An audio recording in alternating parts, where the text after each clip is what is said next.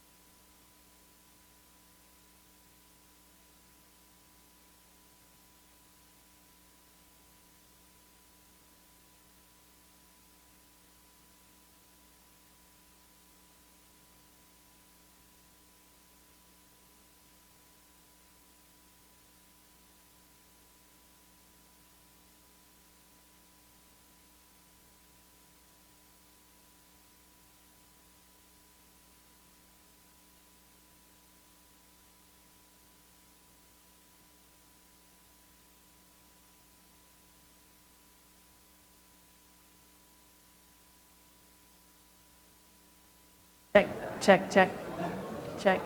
I can move it farther up.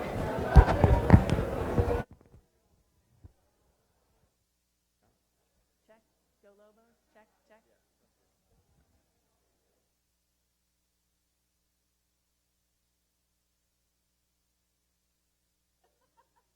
I'm not on live stream yet.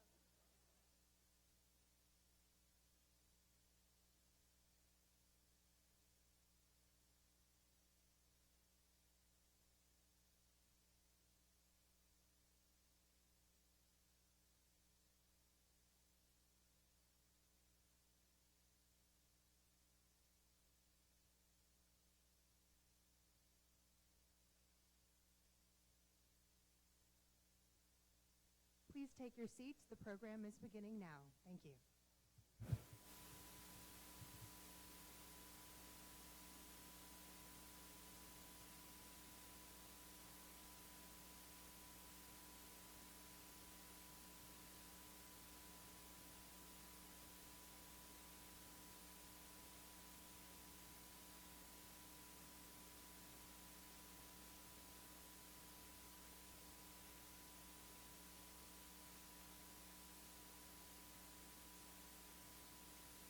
Good morning. My name is Francie Cordova, and I'm the Director of the Office of Equal Opportunity and the Chief Compliance Officer for the University of New Mexico. Welcome to UNM. I'd like to start by welcoming our out-of-state guests, and I apologize sincerely that I told you it was 57 degrees here in New Mexico. The weather is fickle in New Mexico, so I apologize. I'd like to welcome our New Mexico sister university attendees, and also our special welcome to our military leaders and personnel, especially to Secretary Moodley. I would also like to recognize a few UNM dignitaries, and there's many here, so I can't mention them all, but I have seen Regent Board Chair Doug Brown, and I believe Regents Sandra Begay and Melissa Henry are here as well, and of course our President, Garnet A. Stokes. We have a few people out sick, so I'm going past them, but our Vice President for HR, Dorothy Anderson, and Vice Chancellor for HSC, Dr. Amy Levi. And then we also have our Associate VP for Student Services, our Dean of Students, our Chief Counsel, our Police Chief, and our Athletics Director. So thank you all for your support.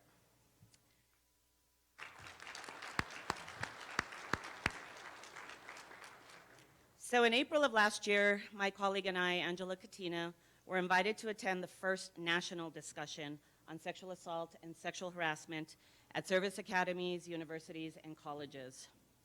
And this was going to be at the Naval Academy in Annapolis, Maryland. So when we registered, we honestly had a lot of discussions about what the discussion was going to be like. And some of those were, what is this going to be like? And do we have any interests that align with Service Academies? And are these conversations going to be honest and open? So we attended, and we were incredibly struck by the honest, committed discussions that ensued at that national discussion. Most powerful to me was the intimate stories told by service leaders, by congressional leaders, by university leaders, and by students about their own experiences with sexual harassment and sexual assault, and how it affected their career and education trajectory. When we left the Academy, participants signed a statement of future commitment, and there's going to be one in the room right next to us that you can all sign. And we all left knowing that the missions of service academies and universities do align, primarily that we cannot educate and train our future leaders if we do not address the issues around sexual assault and sexual harassment in our institutions. A few months ago, after the national discussion, we learned that our partners at SUNY were going to be hosting the first regional discussion on the East Coast, and our SUNY partners are here today. And we were thrilled to learn that we were going to be the second regional discussion. We had been selected for the Southwest and West, and this is the conversation you're engaged in today. Similar to service academies and other universities, UNM is cognizant that any instance of sexual assault and sexual harassment takes a toll on our mission. And we're proud that UNM has built capacity to help survivors report and to respond as a university to their needs after. We're grateful to have so many partners in this room, faculty, staff, students, and community members that have supported this commitment, and most importantly, a consistent commitment from our President, Garnet Stokes, to move the needle forward on this issue. I think you will leave the regional discussion today feeling energized and ready to continue this important work. And with that, I would like to introduce to you the Master of Ceremonies for today, Ashley Merriman. Ashley Merriman is the co-author of 2 New Mexico Times bestsellers, Nurture Shock, New Thinking About Children, and Top Dog, The Science of Winning and Losing. Currently, Ms. Merriman is serving as an advisor to the Department of Navy's Sexual Assault Prevention and Response Office. Thank you, Ms. Merriman.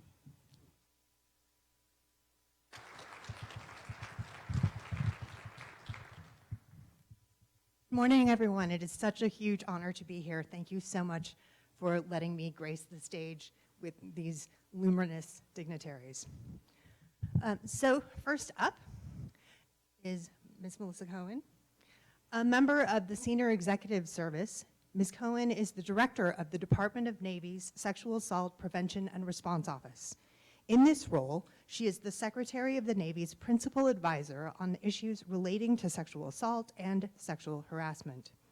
Under her leadership, the Department of the Navy has established new partners with academia, like here in the room, and she's also been guiding the Navy and Marines' development and assessment of intervention programs. She was instrumental in the development of the national and these regional discussions, and I know it's going to be an inspiring day beginning with Ms. Cohen. Thank you.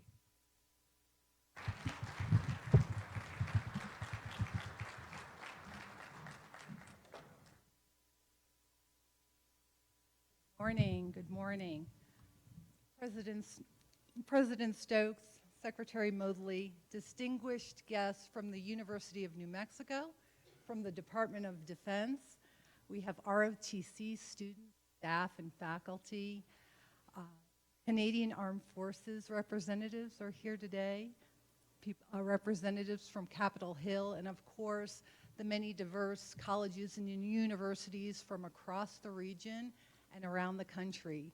This is an incredible turnout. It is an honor to be here today, so thank you so much. In my office, I have the original statement of commitment document that Dr. Cordova mentioned, where the University of New Mexico, along with other colleges and universities, signed it just less than a year ago, and we're at the national discussion. And every time I look at that document, I am incredibly inspired. I'm inspired by just the invitation to start a dialogue can turn into such a meaningful event like today. I'm inspired that a piece of paper can turn into like a loudspeaker, right, on this issue to students, to service members, to civilian employees, that together the Department of Defense and educational institutions will be relentless in combating sexual assault and sexual harassment. I'm not sure if you get this question, but sometimes I do, and the questions are, what is the return on investment on an event like today? What's the value? Are we just talking, and should we just be past talking at this point? And my response when I get those questions is really twofold. First of all, we cannot afford to stop talking. Not when there is need, not when there is still embarrassment and shame when seeking help, not when there are so many societal and environmental influencers that perpetuate these behaviors. So we have to keep talking, and these events like this are a unified voice and really underscore the importance of these events and addressing these behaviors. And two, these discussions have impact. For example, and it was referenced earlier, we joined in September the State University of New York. We were in Manhattan, we were with SUNY, and we left that event with a shared vision. We wanted to look at our data, we wanted to look at our reporting and our survey data and to see if we could get them to be a little more consistent. We wanted to make sure we were as transparent as we could be with our data and look for our strengths and weaknesses to see how we could shape our prevention efforts. You'll hear a little bit more about that progress this morning. And I have no doubt that we're going to do the same today. We're going to find new ways to collaborate.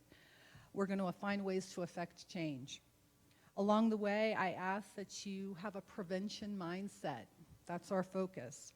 And to include thinking about ways that you go back to your department, to your academy, to your service, and think about ways you can influence an environment, continue to influence an environment of dignity and respect. We should remember that there's not going to be one silver bullet to prevent sexual assault and sexual harassment and these destructive behaviors, but there are so many elements that we can make progress on.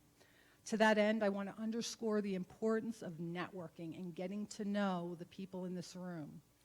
Why? Because many of the answers to the problems we face are found in rooms just like this. There are many subject matter experts in this room. There are innovators. I'm so eager to hear how you exchange ideas on the role of leaders, the role of peers, bystander intervention, building healthy relationships, promoting a positive work environment. That's how we affect change, not in isolation, but together, leveraging the passion, the talent, and the commitment that we have here today. And I thank you so very much for participating.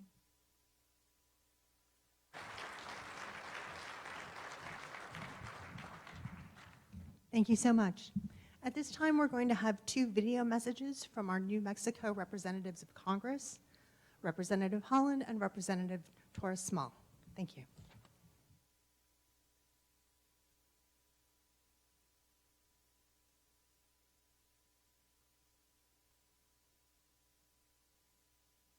Good morning, everyone. I'm Deb Holland, Congresswoman for New Mexico's 1st Congressional District, which is home to UNM. I'm sorry I couldn't be with you today, but I'm sending a warm welcome to all of you. Before I begin, I want to thank Acting Secretary of the Navy, Mr. Mobley, and University of New Mexico's President Stokes for their tremendous effort in making this event possible. I also want to take a moment to thank the panelists and speakers for being here to share your expertise. This is an important issue and one that must be resolved. My staff and I will do our best to assist so we can protect New Mexico families and vulnerable populations while informing good policy moving forward. As a UNM alumni and a New Mexican native, I'm honored to speak with you all today. I want to begin this discussion by highlighting a poll conducted by the Washington Post. The poll was expanded to include interviews of dozens of students that have experienced unwanted sexual contact or faced an attempted assault during their college years. It revealed that adults fear being stigmatized and that survivors are often left feeling traumatized and alone. More than 1 in 3 women and 1 in 4 men experience sexual violence involving physical contact at some point in their lives, and 21% of transgender, genderqueer, and nonconforming college students have been sexually assaulted. And American Indians are twice as likely to experience a rape or sexual assault compared to all other groups. These numbers should alarm everyone. I commend the University of New Mexico for making sexual assault prevention a huge priority. By implementing the gray area, nearly 37,000 students received in-person sexual misconduct awareness training. These students learned about healthy relationships, intervention, reporting procedures, and follow-on care, attributing to a growing culture of mutual respect, dignity, and a safe place to learn and socialize. The Navy has also set a great example of building coalitions around sexual assault prevention, showing commitment and leveraging the strengths that come from diverse information sharing. And like UNM, the Navy also practices a zero-tolerance policy. This policy is reinforced by family support centers, improved training and personnel management processes, and aggressively targeting the stigma and barriers that prevent people from seeking help following a sexual assault. Don't let up now. Continue to listen and advocate, and remain committed to educating students and staff, raise awareness, and regularly take a hard look at ourselves to understand where and how we can refine our processes and personal actions. Please join me in pledging to never remain silent about sexual violence. Today's event is a testament to the dedication and effort of the staff, students, and community at large. We've come a long way, and I'm truly honored to serve you and be a champion for this movement. And to the students, parents, staff, and other participants here today, my hope is that this event will give you the tools to spread awareness and promote positive change in our communities. By working together to address sexual assault, our communities will grow safer and more inclusive.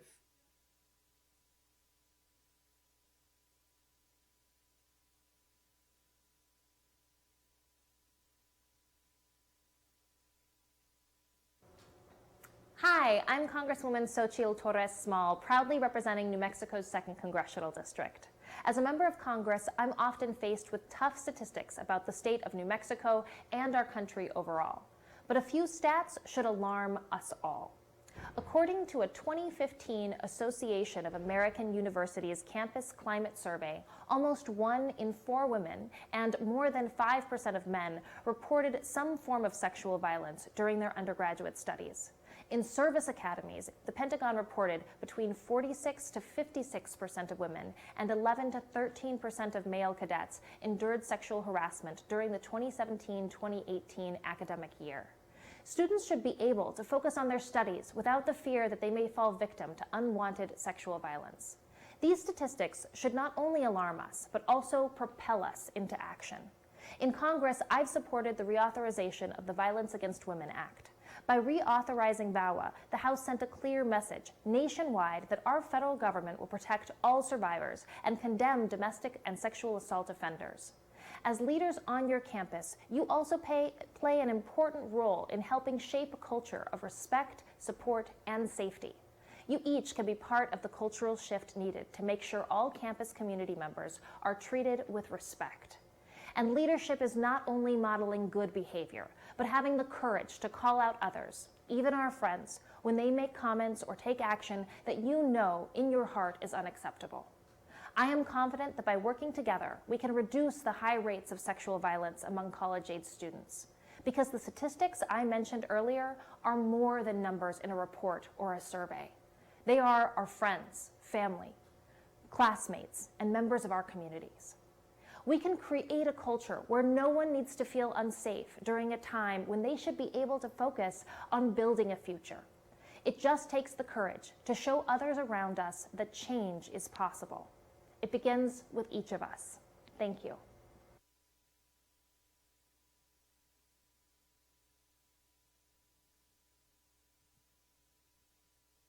Terrific way to begin the morning with engaged leadership. And speaking of engaged leadership, it is now my honor to introduce the hosts for today's event. Garnet S. Stokes is proud to serve as the 23rd president of the University of New Mexico, the first woman to hold this post in the university's 130-year history. A first-generation college graduate, Stokes earned her BA in psychology from Carson Newman College in Jefferson City, Tennessee, and MS and PhD degrees from the University of Georgia in industrial and organizational psychology.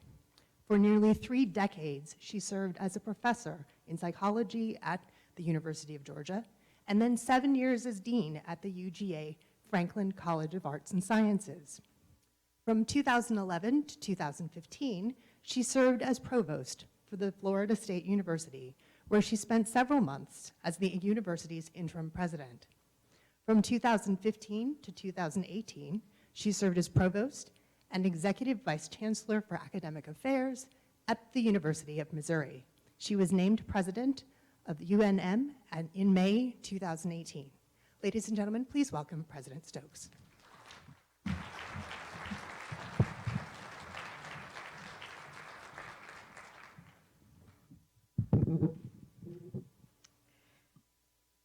Morning, everyone. It's a great day, and it's great to see so many people here engaged in this conversation. It is my great privilege to welcome you to the University of New Mexico and to the city of Albuquerque for what is truly a vital conversation for all of us. I also want to welcome you to the ancestral home of some of New Mexico's indigenous people, as our university is located on lands that once belonged to the Sandia and Isleta Pueblos. We're proud to acknowledge that unique part of UNM's history. It's an honor to have been selected as the location for the second regional discussion on sexual assault and the harassment at our colleges and universities and service academies. As you know, this is a matter we take very seriously at the University of New Mexico. We have recently and successfully completed a 3-year formal agreement with the Department of Justice to proactively examine our efforts to prevent and address sexual misconduct, and to provide clear and consistent policies and procedures for reporting, investigating, and responding to any such conduct. In fact, we've gone well above and beyond the recommendations and legal requirements of the agreement, making us what I believe is a role model for how universities, colleges, and service academies can take on these critical challenges. You should also know that UNM has a commitment to our military veterans that sets it apart from many other universities, a commitment, I think, that also makes us an ideal host for this particular regional discussion. Military service academies and universities are helping to create not only educated and informed citizens, but also the leaders we need, now more than ever, to guide and protect our nation, both now and in the future. As someone who was raised in a military family, with a husband in the military, with nephews, military at all generations, it seems, I've seen up close and personally the unique challenges that military service and our veterans can face when they get into a university setting, challenges that our service academies also prepare them for every single day. Here at UNM, we've implemented campus-wide green zone training to give our faculty and staff a better understanding of the experience of veterans and service members and their families while they're here in our classrooms and on our campus. These are the kinds of training opportunities we're integrating across our campus to ensure the kind of seamless and streamlined accountability our faculty, staff, students, and community at large demand and deserve. And so we're grateful that the Navy has linked arms with UNM to create a place where we can all share best practices, share our experiences, and synchronize our data in the name of our shared goal, the reduction and ultimately complete prevention of sexual misconduct and violence. This room is filled with some of our best minds and smartest leaders. And I'm looking forward to spending the day listening to and learning from everyone who is here. Thank you again for being here with us, for being in this really critical conversation for our university, for our region, for the country. It is now my pleasure to turn the floor over to the Secretary of the Navy, Thomas B. Modly. Mr. Secretary, welcome to the stage.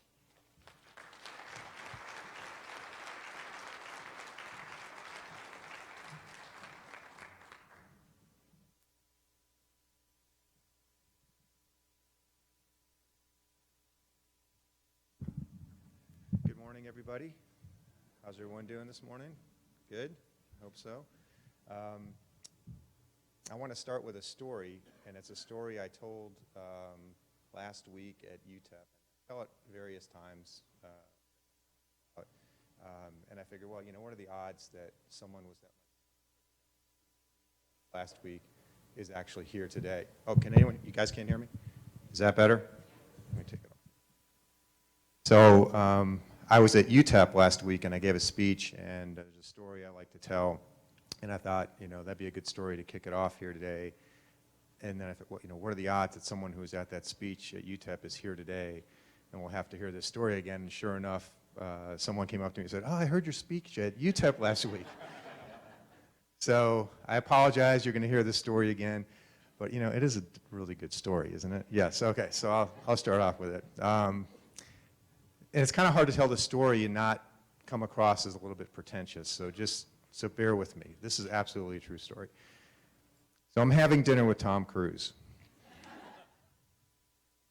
I was in San Diego. He was there filming Top Gun 2, and I got invited to dinner with him and his sister and a couple other people from the production crew. And sitting across the table from me, and I'm talking to him, And I say, you know, Tom, I call him Tom now, because we have dinner together, but I said, my son is an F-16 pilot in the Air Force. And he grew up in Annapolis. I was a Navy pilot myself. I took him to the Blue Angels as a young child, and I said, but I bet you that the reason he's a fighter pilot today has a lot more to do with your movie Top Gun than anything that I ever did to influence him. So I figured Tom Cruise would look across the table and say, well, you know, sir, he calls me sir, your wife and you probably raised him right, taught him about patriotism, all this kind of thing. But instead he looks over at me and he goes, you know, you're probably right. But those of us who have served in the military, and this is just a shout out to the folks that are here, both in the ROTC unit and active duty people, the truth is that somewhere at some point in your life, someone convinced you, whether it was a parent or a friend or a mentor or a teacher, that service in the U.S. military was an honorable thing to do because the country's good and it's worth defending. So I just want to thank you for making that leap, all those folks that are here, particularly the ones that are just starting their careers. But also, I'm sure every single person in this room knows somebody who's in the military. And at some point in their lives, you encourage them to serve. And we can't lose that. And I'm looking at statistics recently that show back in 1990, when I got out of the military, back in the last century, the age demographic from 18 to 27-year-olds in the United States had 40% of those people had a parent that had served in the military. Now it's only 5%. So the connection that we have as a population to our military, to our armed forces, is getting it's getting more distant, and I don't think that's good for the country. So I'm very encouraged by events like this because we all are facing a lot of the similar challenges with our youth, people who are just learning how to be mature adults, and we have those problems, and they cross across our society. We see this in suicide rates, all kinds of things that are cultural issues that we have to address together. So the other thing I want to say, because we've got some Canadian colleagues here. Where are the Canadians? Oh, you didn't think I was going to call you out today, but my last job before I took this job, I was the global defense leader for PricewaterhouseCoopers. And I used to go all around the world looking at different defense establishments and trying to bring lessons learned back to our clients here in the U.S. and clients globally. And you'd always get this question, well, you know, what can we learn from a nation that spends, you know, 1/10 or 1/100th of the amount of money we spend on defense? And we can learn a lot. We can learn a lot about how other countries make do with a lot less money than we have and how they deal with cultural issues like we're dealing with. So whenever I see the Canadians, this is one of the things I learned about the Canadians. If you ever want to understand how a nation loves its country, how people love its country, go to a Canadian hockey game, NHL game. And you don't even have to watch the game. Just go and stay for the national anthem and watch the way the fans react to that song. It's really, really inspiring to see it. And so I think we can learn a lot from a lot of different people, a lot of different countries. When I talk to the Navy about the things, the kind of values that we need to be pushing in our Navy, I talk about this concept of agility. And agility has a lot of different characteristics to it, but that I've come up with over the years. I mean, they're not exclusive, but they're things that I think about. And two of them are humility, and the other one is skepticism. And those are pretty good American characteristics. We tend to be sort of humble, unassuming people for the most part, and we're very skeptical about things. We don't take things at face value. And this is one of those challenges that we have to really pull those types of characteristics into our approach to the problem.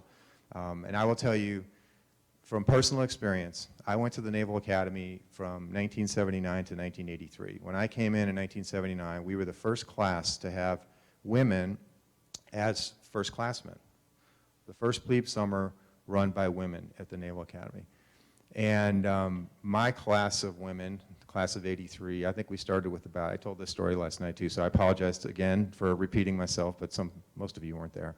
But we started out with about 100 women in my class, and I think we graduated something in the 30s because of how difficult the circumstances were for them. At that stage of the game, they were not really accepted as part of the team, as part of that common culture at the academy. So those women that graduate, I have a tremendous amount of respect for the women that graduated in my class to have sort of made it through that gauntlet where conversations like this that we're having weren't being held at all. And when I had the fortunate opportunity to step out of the Navy for 30 years and then come back in, and I see the differences now, it's encouraging, because we get after problems. It takes time for us to get after problems, but the difference now is tremendous. I was on an aircraft carrier last week, our brand new aircraft carrier, the USS Ford, and I went down into the nuclear power plant of that carrier, and it is the most advanced nuclear power plant, the most efficient nuclear power plant in the world. And it's out there on the ocean, traveling around at 35 knots. And I walked down into the engine room, and the person in charge was a woman, commander. And 30 years ago, people would have been looking at her with very different eyes than they are today. She is now the authority figure down there. And that takes time. And so when we think about how long these processes take, we should be very proud of how much progress we have made in the country in a lot of ways.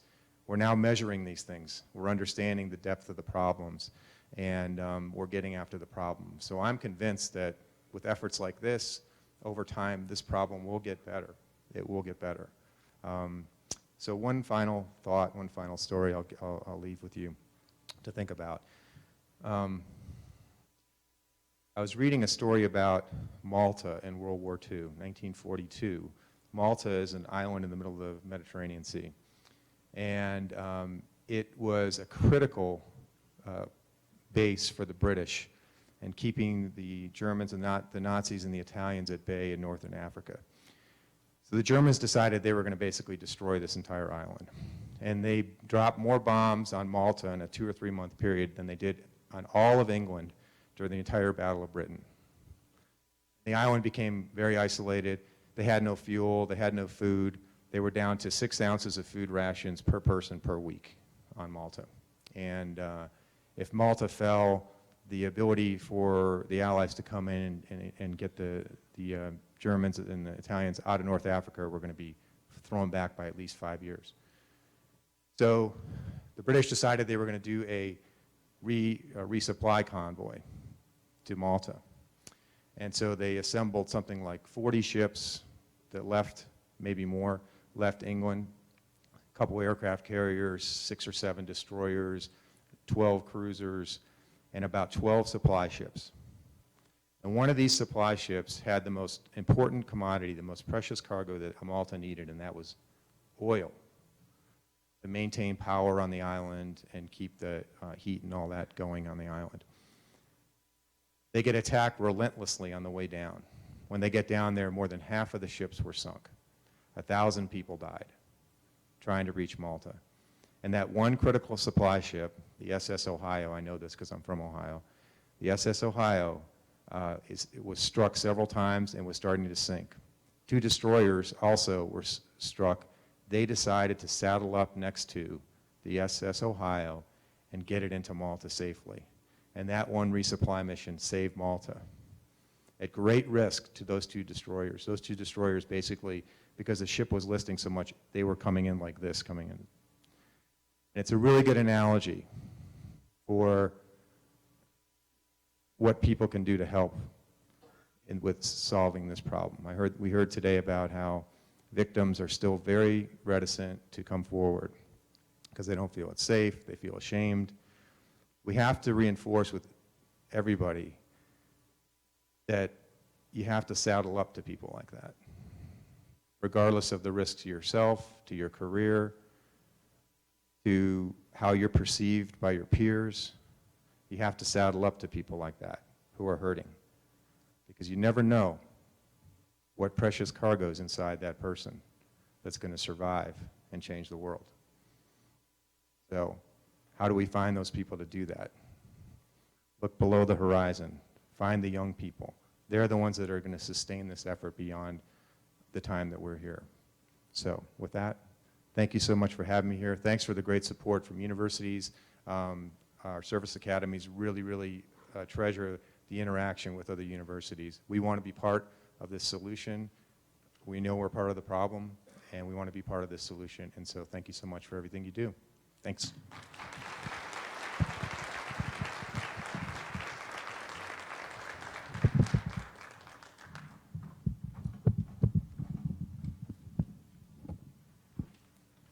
Thank you, President Stokes and the Secretary. Another round of applause.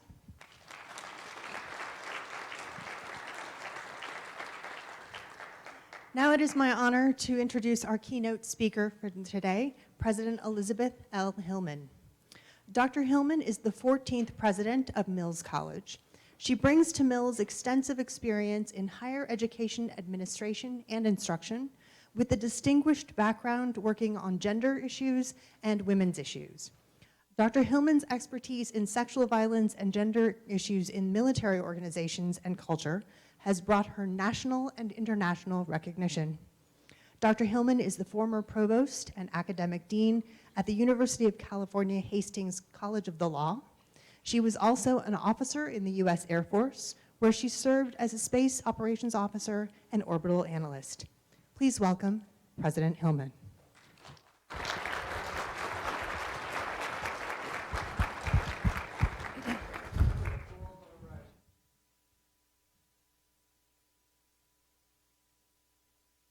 Good morning, everybody. It's a great pleasure to be here. I'm not sure how the Navy got to Albuquerque, but I'm impressed with that. I also want to thank everybody who's actually making the effort to join this tremendous battle that we're facing. In fact, we've actually listened to a lot of people speak today. For those of you who can, would you just stand up with me for a moment? Could you just get on your feet?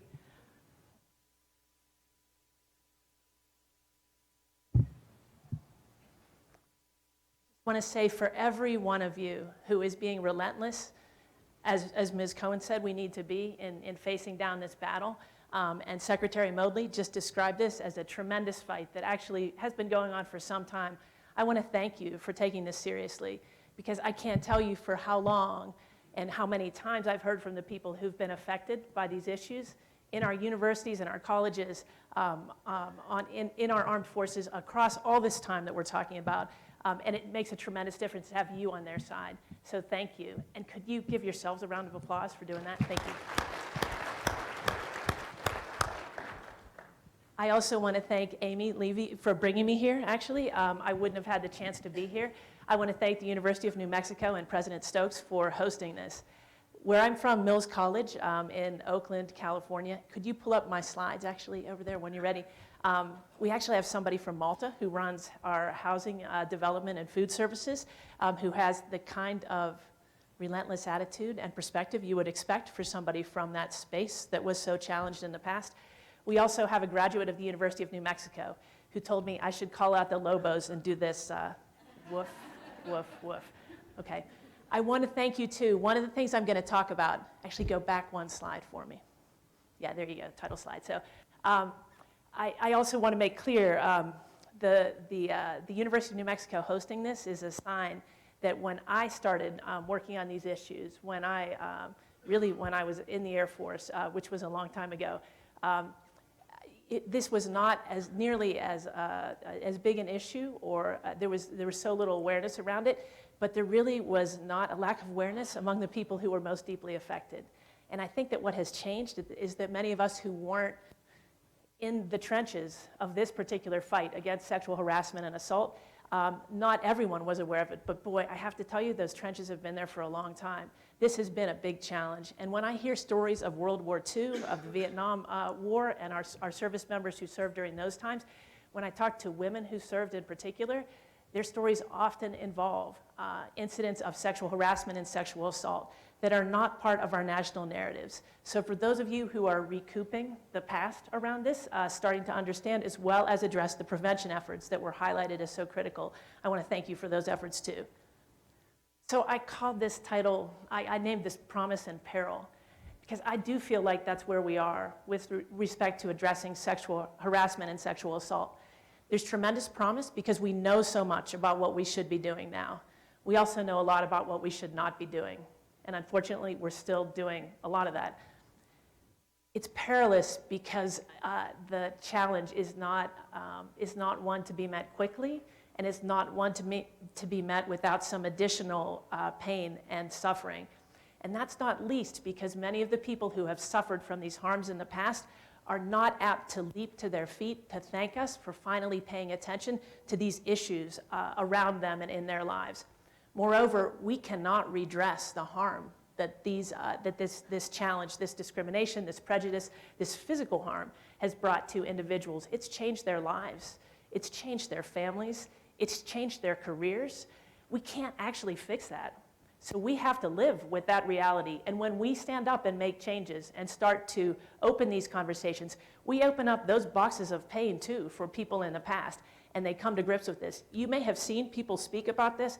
I'll tell you, one time recently, I was at a veterans forum, which in the San Francisco Bay Area where Mills College is. Sometimes I'm asked to join some conversations with veterans and service members around these issues. This was actually not a forum about sexual harassment or assault. It was on other topics. But a judge who had been a nurse in the Vietnam War stood up to talk about her experience, extraordinary woman. One of the things she related, and she said it was for the first time, was her experience of being sexually harassed, sexually assaulted during her time in service as a nurse in the Army Nurse Corps during Vietnam. You know, those kinds of stories are very difficult for the people who bring them up, and they change our lens on the past. That's part of the peril. We have to be ready to realize we won't simply be thanked for doing the right thing, and it's not as if we flip the switch and have the right policy that redresses that past. Yet I share Secretary Moodley's others' sense that this is a time when we do have tremendous potential to actually change the needle on this.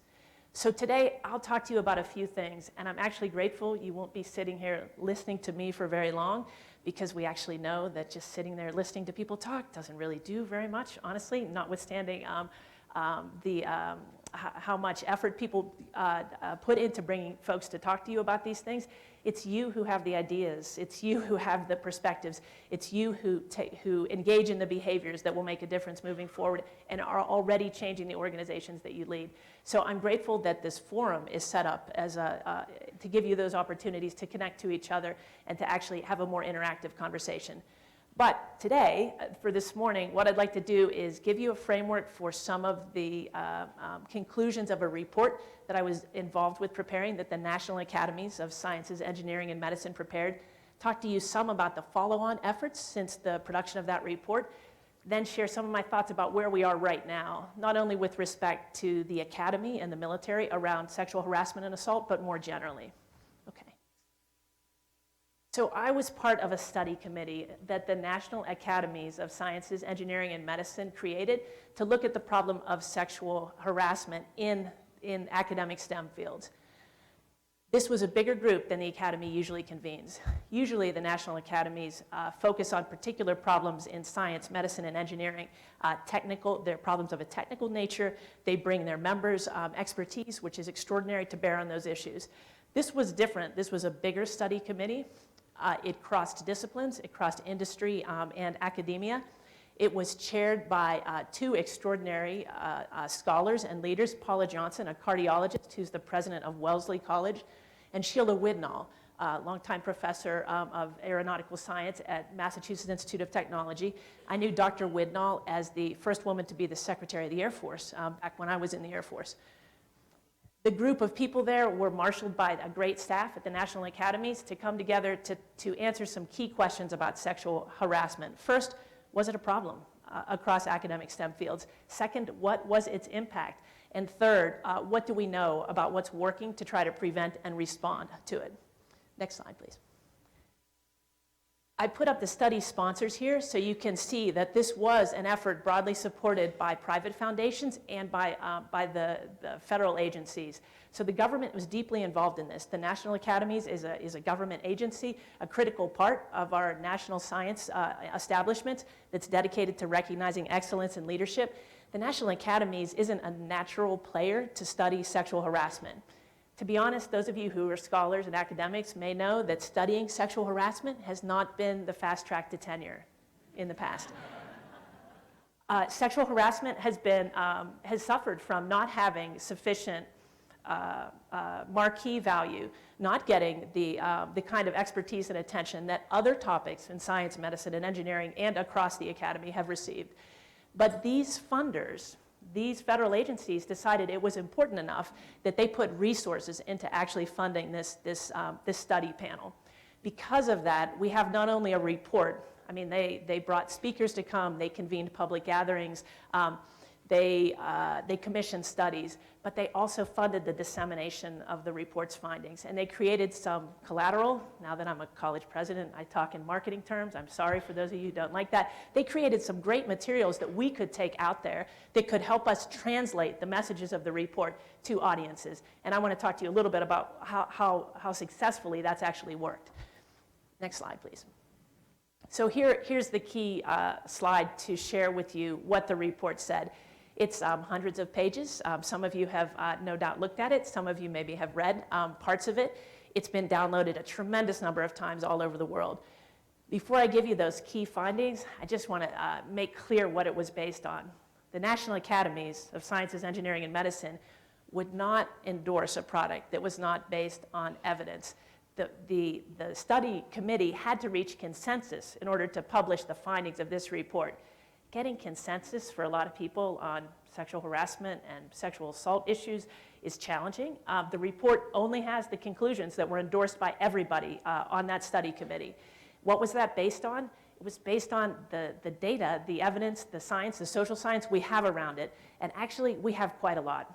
Although I said there wasn't a tremendous amount of study that had happened in the past on sexual harassment compared to other issues, it actually had been studied. It had simply not been recognized as a field of study in the past. So we had about 4 decades of studies of sexual harassment. The armed forces were a critical source of that data because the military collected more information and analyzed that information more in depth than just about any other organization, and certainly none as big and as diverse as the armed forces in the United States. So the basis for the findings of the report were in that database, essentially. What did it consist of? Surveys that ask people what their experiences were like, experiments that see how people respond in constructed situations to try to understand. Also, the tremendous socio-legal literature and set of data that's out there. Because sexual harassment has provoked so much conflict and tension, it has naturally ended up in court and in employment decisions. And so there's a significant body of information out there around that. We also had qualitative analysis. The study panel didn't feel like we had enough information, so we commissioned some additional studies. For instance, we hired a team of researchers to go and interview dozens of women who reported having experienced sexual harassment in science, medicine, or engineering academic departments in the past 5 years. And they did an extensive set of interviews with that group so that we had a more recent, and that was just the past 5 years, and it was all people in those fields. So it was a recent set of deeper information for us to assess. That data was extraordinarily consistent about the conclusions that we reached. So the key findings, the first one, in case you didn't know, the current climate permits extensive sexual harassment. We don't need people to come forward and tell us that that's the case. We actually know. Every place. That was clear. The data in the military was consistent with the data from industry and from other economic sectors. Second, if you weren't sure, that hurts us. That hurts the people who experience the sexual harassment. It has tremendously negative consequences. It also hurts the organizations in which they work because it not only causes those organizations to lose the potential contributions of those individuals who are harassed or assaulted, it actually causes them to lose other people who aren't happy, aren't comfortable, aren't willing to tolerate the degree of sexual harassment that they see happening in those workplaces. In addition, and this is important to a place like the National Academies that's interested in the quality of science and the fields and the knowledge that we're trying to gain, the problems we're trying to solve, it reduces the talent pool. There's a tremendous number of people who have been diverted away from making potential contributions because of sexual harassment and sexual assault within institutions that have lost their ability to be a part of those. So it has a tremendous effect if you weren't sure. Next, if you thought the law was working, and I speak as a former lawyer and legal scholar, if you thought the law was working, you're wrong. It's not that we haven't tried. It's not that there aren't well-intentioned attorneys and compliance officers who've been out there. But if we rely only on legal compliance in order to address and solve the problems of sexual harassment, it's just not going to work. In fact, the atmosphere of legal compliance has created counter-incentives to reckoning with this problem in the ways that we're starting to right now. Why is that? Like, just take me. So I'm a college president. I get a report of sexual harassment. I know that the law requires me to do all these things. I also know that if I stand up and talk about an incident of sexual harassment or sexual assault at my institution, for many people out there, it's a sign of weakness, of corruption, of challenge, of damage within the institution that I lead. How can I easily come forward and talk about that with a full-throated, complete account? Plus, what about the privacy concerns, the uncertainties, all of the different pieces that come with actually reckoning with these very sometimes intimate and difficult stories to tell about our institutions? We have embedded conflicts of interest in having institutions manage sexual harassment, sexual assault claims. That's a big challenge for us as institutional leaders. It has not been erased by any means, but we have started to turn the corner to recognize that the law has to be a baseline from which we seek to change the behavior that enables us to create preventive climates, places where this is not likely to occur, not places where it's not dealt with in an open and honest and fair manner to those who are harmed by it, because we're afraid of the reputational harm of it happening. If there's one thing that I'm grateful the Academy's report did, it's that it told all of us this is a problem and it's happening. If you're not talking about it, it's not because it's not happening at your institution, it's because you haven't dealt with it yet. That has to be the bar that we set for this, not that people have to come forward to tell us that it's a problem. And then finally, here's the hopeful part. We actually know some of what works. I mean, this is the great piece of this. We do know some of the things that help. So the midshipmen from the Naval ROTC unit who met me this morning, and the folks from the Department of the Navy who met me this morning and last night when I came in from Oakland, Lieutenant Colonel Kipfer, Lieutenant Carlson, they were tremendously respectful. Maybe those of you who are in the service right now don't realize how well you treat your visitors compared to how the rest of us usually treat our visitors.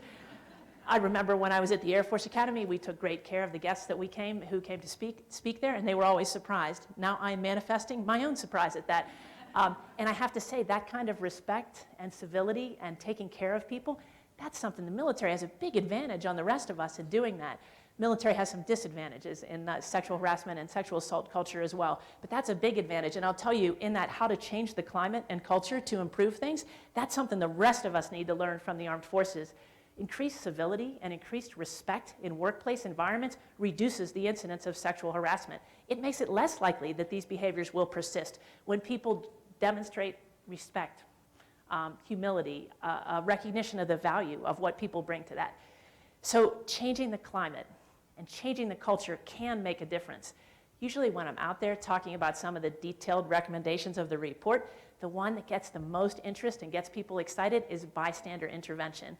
Because you know what that says to us? It says that whoever you are, let's say you're not at all, you've never had a harassing thought in your life, you're free of the biases that encumber most of us, and you just want to be a positive player at work. What do you do about this sexual harassment problem? Well, now, as a bystander, you can play a part. But you can't play a part if you don't practice and learn how to do it. You wouldn't go out on a basketball court and take a shot for the first time that mattered without ever preparing for it. So to be an effective bystander, what do you have to do? Well, first you have to notice something's going on. We haven't always noticed. We have overlooked this happening in our organizations for a long time. So if you can train yourself to see it. Some of you are probably artists. Some artists have told me the most important thing they do is see, recognize, witness. If they can't see it, they can't reproduce it. If they can't visualize it, they can't make it into a form that others can see and appreciate. So first, bystanders have to see it. Then bystanders have to say, hey, this was wrong. Then they have to decide, it's my responsibility to intervene. Then they have to decide how to intervene. So it helps if they have a toolkit. What are the things that I might do in this situation? And then they have to intervene. You know, it helps, just like if you took that shot on the basketball court, it helps if you practice. So some of the things that we can do are to give people those tools so that they can, as bystanders, intervene. Those are some of the promising ways that changing the culture and the climate can alter behaviors. It's more than simply understanding the definition of sexual harassment or sexual assault, definitions that are in fact changing some right now. But it actually is more than that. It's actually changing our behavior and how we can work together. Next slide, please. This is the iconic image that came out of the National Academies report. It's the iceberg. The most recent request that I know about that came to the National Academies was through the UN from the Serbian delegation. They wanted to translate it into Serbian for distribution on social media. The National Academies report was also being translated into French the last time that I heard about it. It's been downloaded thousands of times all around the world. It's in the top 1% of all National Academies reports ever released. It's in the top 1% in the altmetric measures for research findings for other reports published around the same time frame. The media that went out after the National Academies report reached some apparently 8 billion people. Now that's not possible if they were all different people, so anyway, but that's what the number came out as, so that it actually reached a tremendous number of people. The National Academies worked on the social media side. I've spoken, and many others have spoken at lots of university forums. This is a unique gathering right here because you've brought together the military as well as the university community and the local community too. That's different than what many of these have been like, but many institutions have used this report to move forward. This is the image that has garnered the most attention. So what is it? It takes what has been a pretty stable definition of sexual harassment that has 3 parts. The first part is the very top, sexual coercion. That's what most people instantly now recognize as sexual harassment, and that is requesting a sexual favor and conditioning that on some workplace or other positive good. That's sexual coercion. Everyone pretty much now recognizes that as sexual harassment. That's not something we need to educate the public on particularly, but it is something that actually constitutes a very tiny fraction of all the sexual harassment that takes place. So if that's the entire universe of public understanding of sexual harassment, we're not doing much to stop it. Next up there is unwanted sexual attention. Those are sometimes collapsed into come-ons. That is attention that is sexualized, that people get in a workplace environment that they do not want. That's also something that many people think of as a part of sexual harassment. So that's still above the waterline of public consciousness, which is on this slide. But then most of the iceberg is below the waterline. And what is that? That's gender harassment. Those are more put-downs than come-ons. Those are derisive comments. Those are sabotage of persons of a gender that someone doesn't think belong in that particular workplace. There are terrifying examples of sabotage in field situations that have put people at tremendous physical, emotional risk. It's insults, it's images. That gender harassment is the huge majority of the harassment that's taking place. What's the impact of that gender harassment? It's tremendous. Its impact, if repeated and sustained, is every bit as great as the impact of that tip of the iceberg part that most people think of as the most egregious type of sexual harassment. So the good thing about that below the waterline piece, gender harassment by definition is not screened from view. If people tell us, wow, we can't fix this unless you come forward and tell us about it. Wow, wait a minute, all that gender harassment, if that's the lion's share of what the problem is that's out there, people see it, other people see it. This is not a two people in a contested narrative of what exactly happened in some space that others did not see. It's really very different. It's something everybody can see.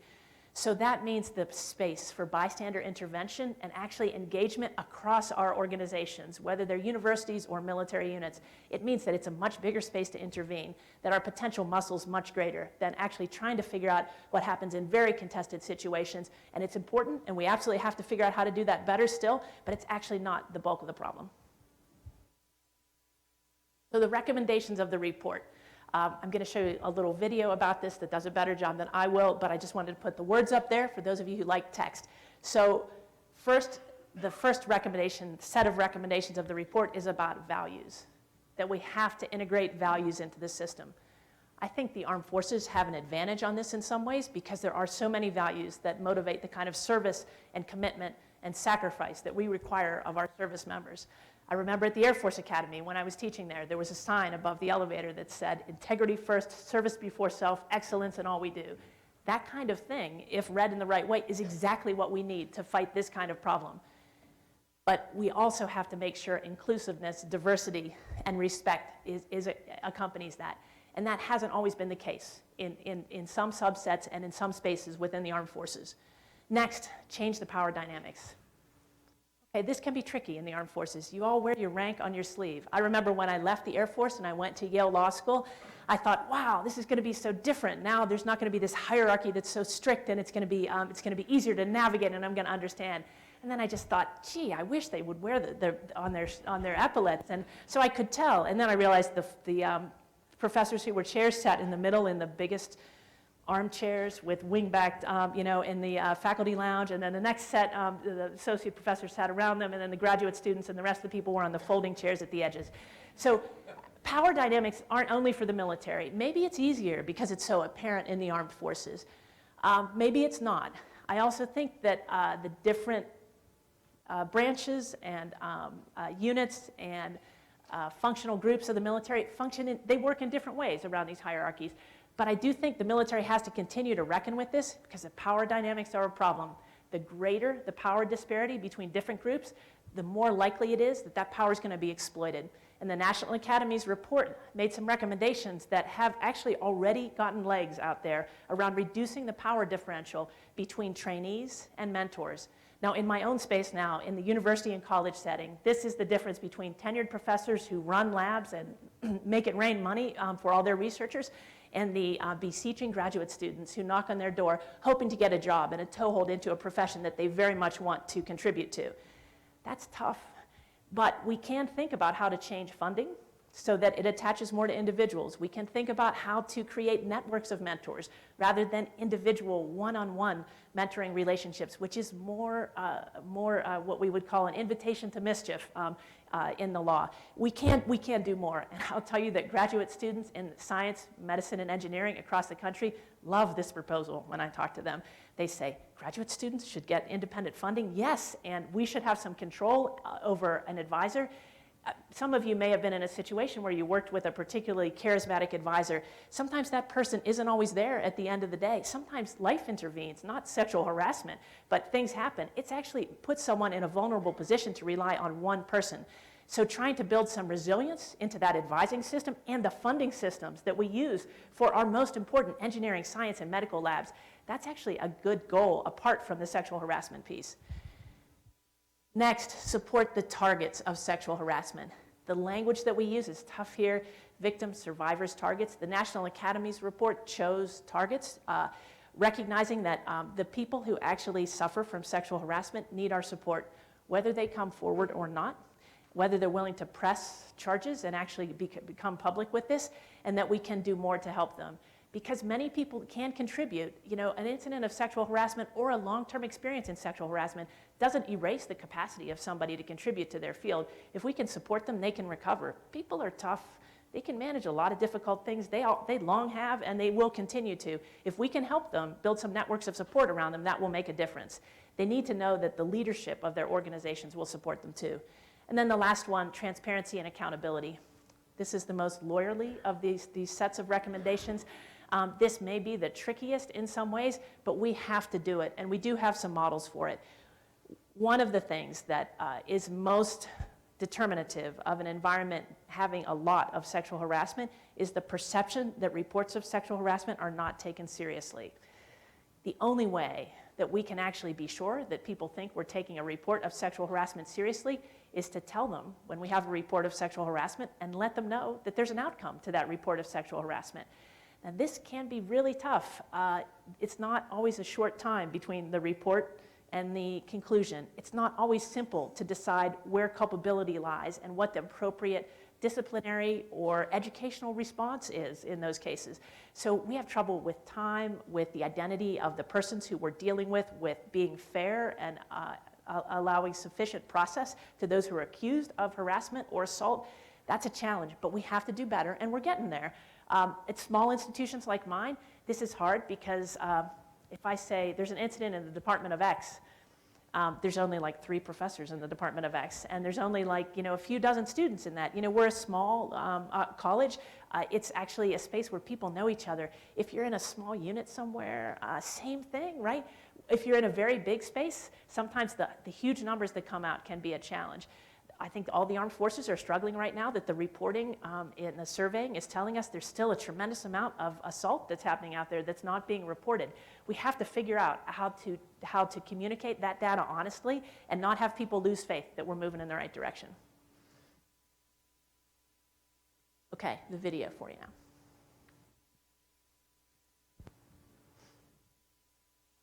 As a country, we have woken up to the ways women's lives are impacted by sexual harassment. The time has come to focus on academic institutions, especially in male-dominated fields like science, engineering, and medicine. Together, we can do better by creating a climate that discourages all forms of sexual harassment, including sexual coercion, unwanted sexual attention, and gender harassment. Research shows that we must do more than attend occasional training sessions and review vague policies and procedures. Here is what we need to do. 1, integrate values into the system. Policies and procedures must embody the institutional values of diversity, inclusion, and respect, especially for hiring, promotion, and tenure decision-making. 2, change the power dynamics. With funding, research focus, and professional reputation wrapped up in a single advisor-trainee relationship, the potential for abuse is too high. Institutions need to diffuse these dependencies by encouraging advisor networks and provide independent funding so students and trainees have options. 3, support targets of sexual harassment. Many women don't report sexual harassment because they fear it will hurt them in their careers, and it does. Institutions must do more to support targets by providing alternative ways to access support services, record information about an incident, and report an incident without fear of retaliation. 4, improve transparency and accountability. While still respecting people's privacy, institutions need to make their communities aware of the consequences sexual harassers will face and demonstrate that the institution investigates incidents and holds people accountable. Now is the time for institutions to take action. We can prevent sexual harassment.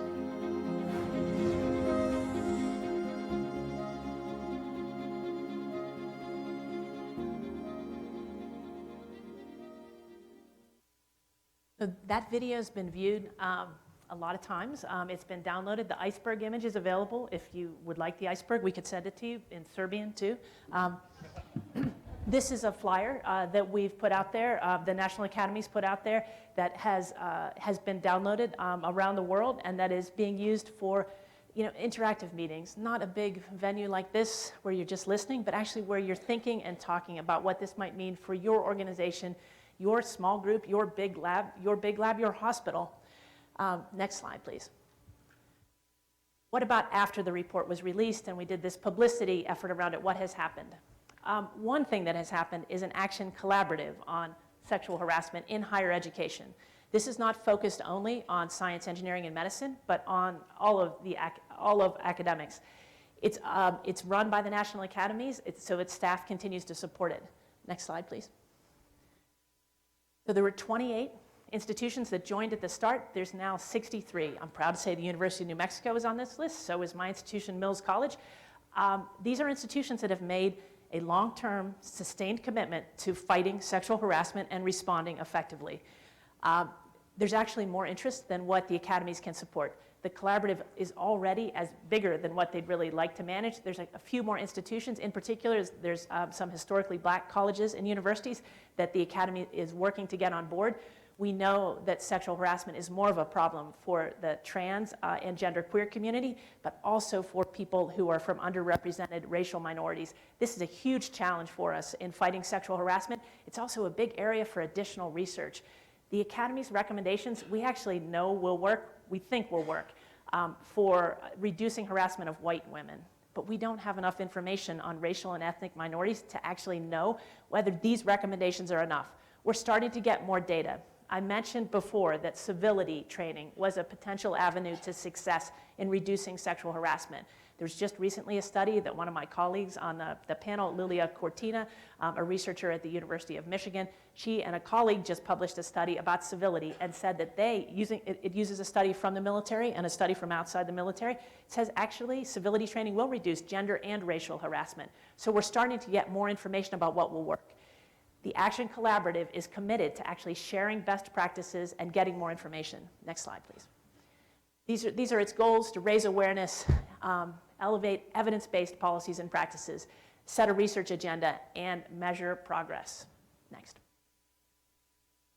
So I want to spend a few minutes now talking about what, and the Action Collaborative is an ongoing effort, like these efforts, and I actually think connecting what's happening in the military to what's happening in the academy is a great set of connections.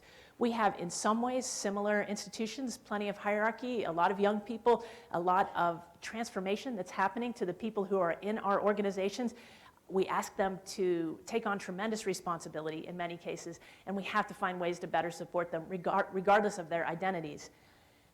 There are some changes on the national level, international level, that are also altering how we're responding within our institutions to sexual harassment and assault, and also what people expect of us. And I just want to spend a few minutes talking about those. First, we're waiting for the changes in Title IX.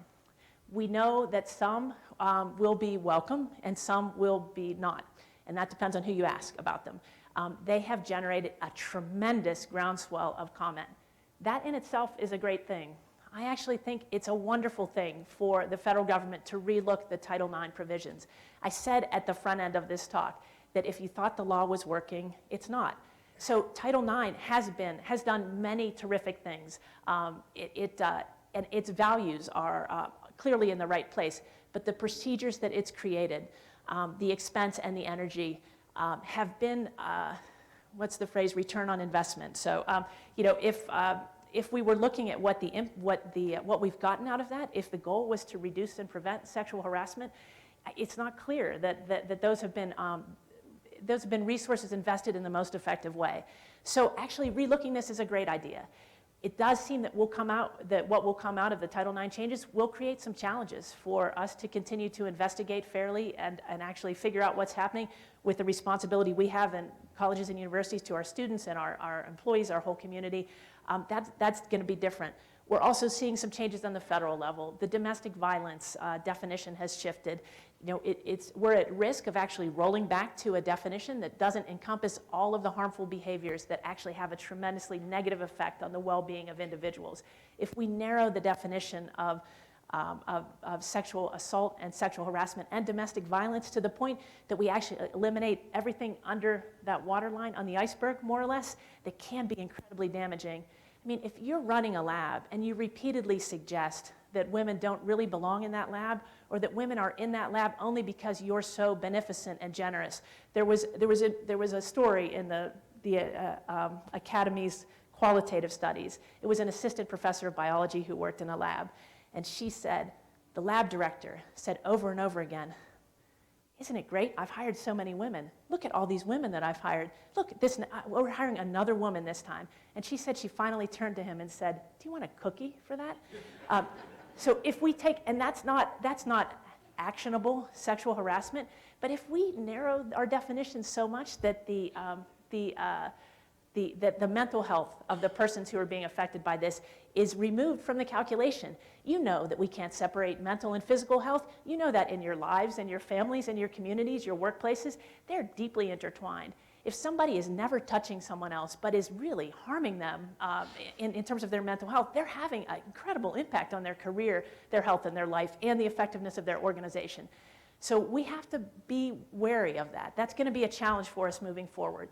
And yet, I just want to be clear, speaking for myself, not for the National Academies panel or the work that's happening right now, litigation is not the answer to these problems. I mean, if prevention is what our goal is, you're already in the wrong place. You know, getting to the left of that problem requires different measures. So while we need people to make sure we're continuing to improve on that front, and I'd say the American Law Institute, another organization that I've been a part of, has been working on best practices for colleges and universities around sexual assault and sexual harassment investigation procedures.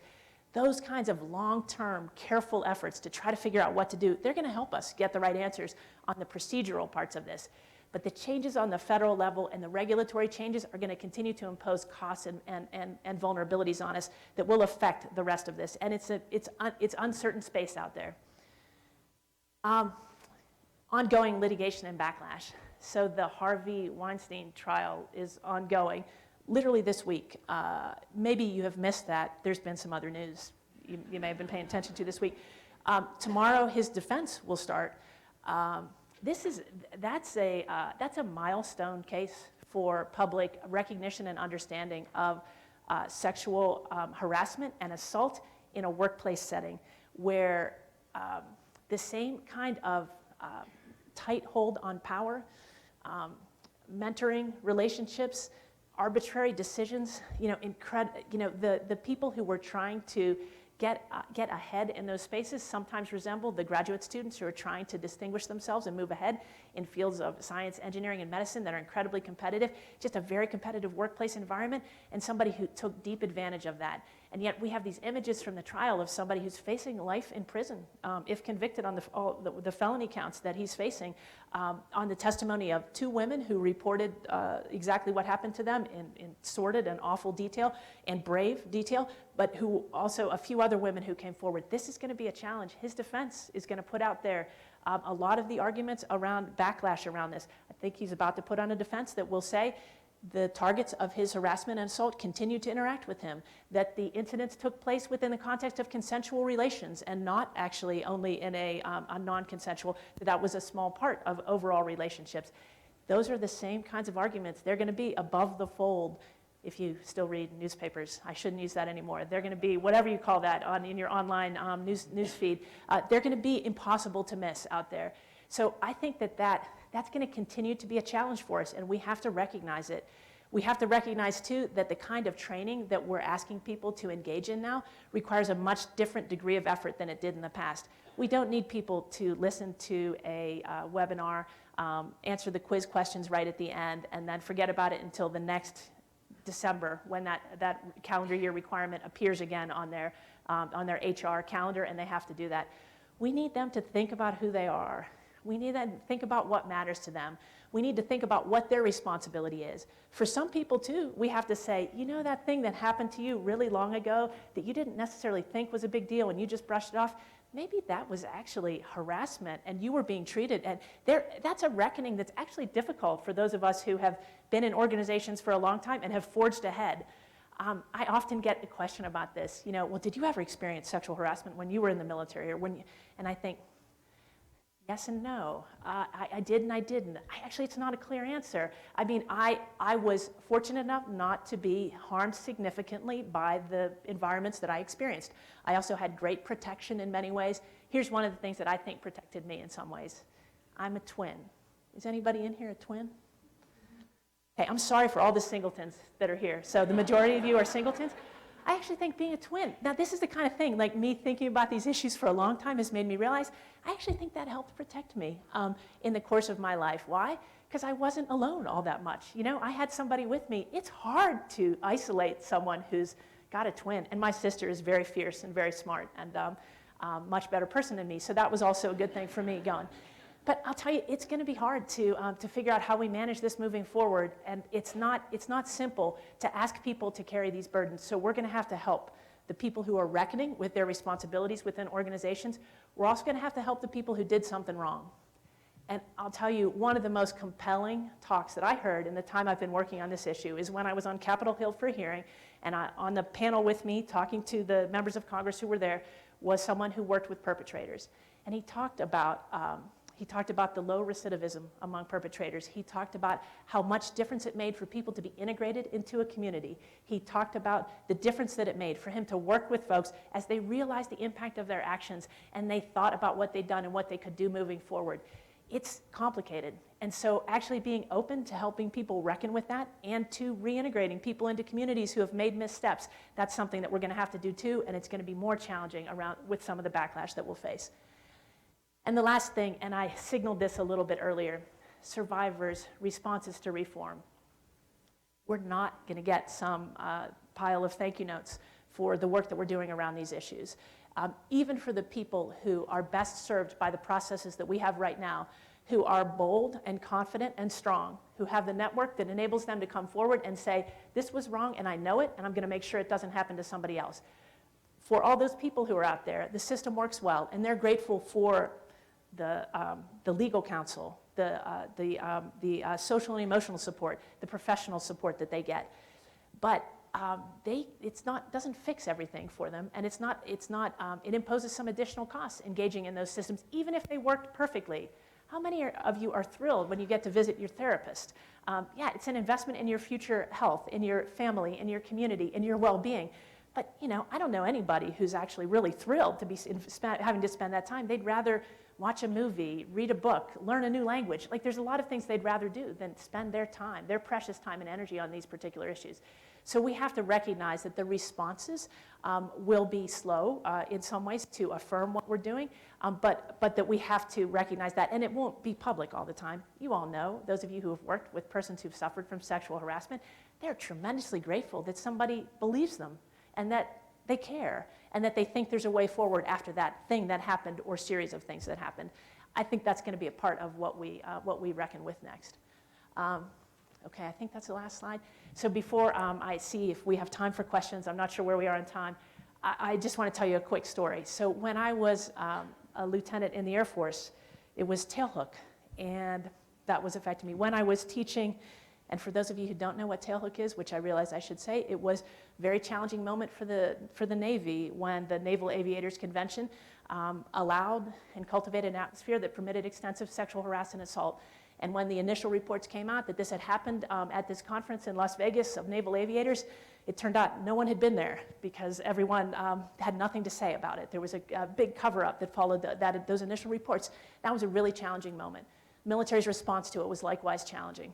So I was in the Air Force. I was working in a joint service environment. I was not too far from here. I was at Cheyenne Mountain Air Force Base in Colorado Springs. When I was teaching history at the Air Force Academy, we had the first ever Sexual Harassment Awareness Week, and I gave a lecture to about 1,000 cadets, and there were so many at that because they had to choose one event to go to, and the topic that I was talking about, I'm a historian, was rape and war in historical perspective.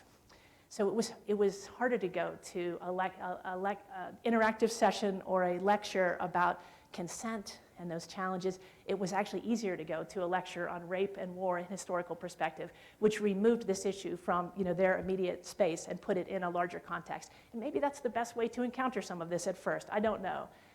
And then I move into the academy and I see Title IX and all these issues coming up again and again in workplaces that I'm in and workplaces that I'm watching. And then I just want to bring you up to the present. Last night, I heard from one of my daughters who's in high school. And just yesterday, a big story broke about a classmate who'd been accused of sexual assault. A lawsuit had been filed against the school district.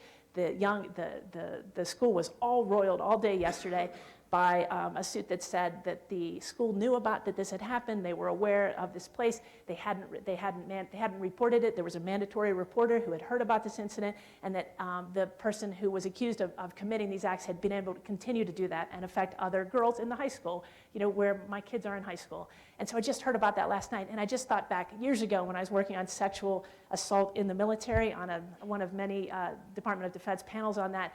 I was going to Washington, D.C., and Vivian, my daughter, said, "What are you going to do?" And I said, "I'm going to work on sexual harassment in the military to hear." And she said, "Why are you doing this?" It wasn't, she was maybe in 4th grade at the time. It wasn't meaningful to her. I'll tell you, it's meaningful to them now. The work that you're doing every day and the way that it's affecting the lives of the people, young and old, who are out there is really very real. So I want to thank you for your investment in that and tell you, you need to help us find the answers, because for all the smart people who worked on that Academies report, we definitely don't know exactly what to do yet, and you're going to change what happens next for the people in your organizations. Okay, thank you. If we have time for questions, I'd love to take some.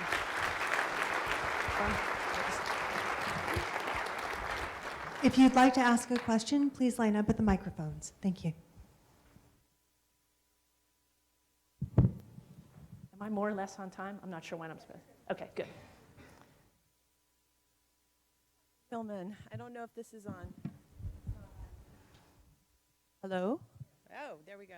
I just have to be shorter. Okay, Dr. Hillman, I'm Liz Hutchison, and I get to speak next. You've given us a great opening to speaking about what leadership means in this context.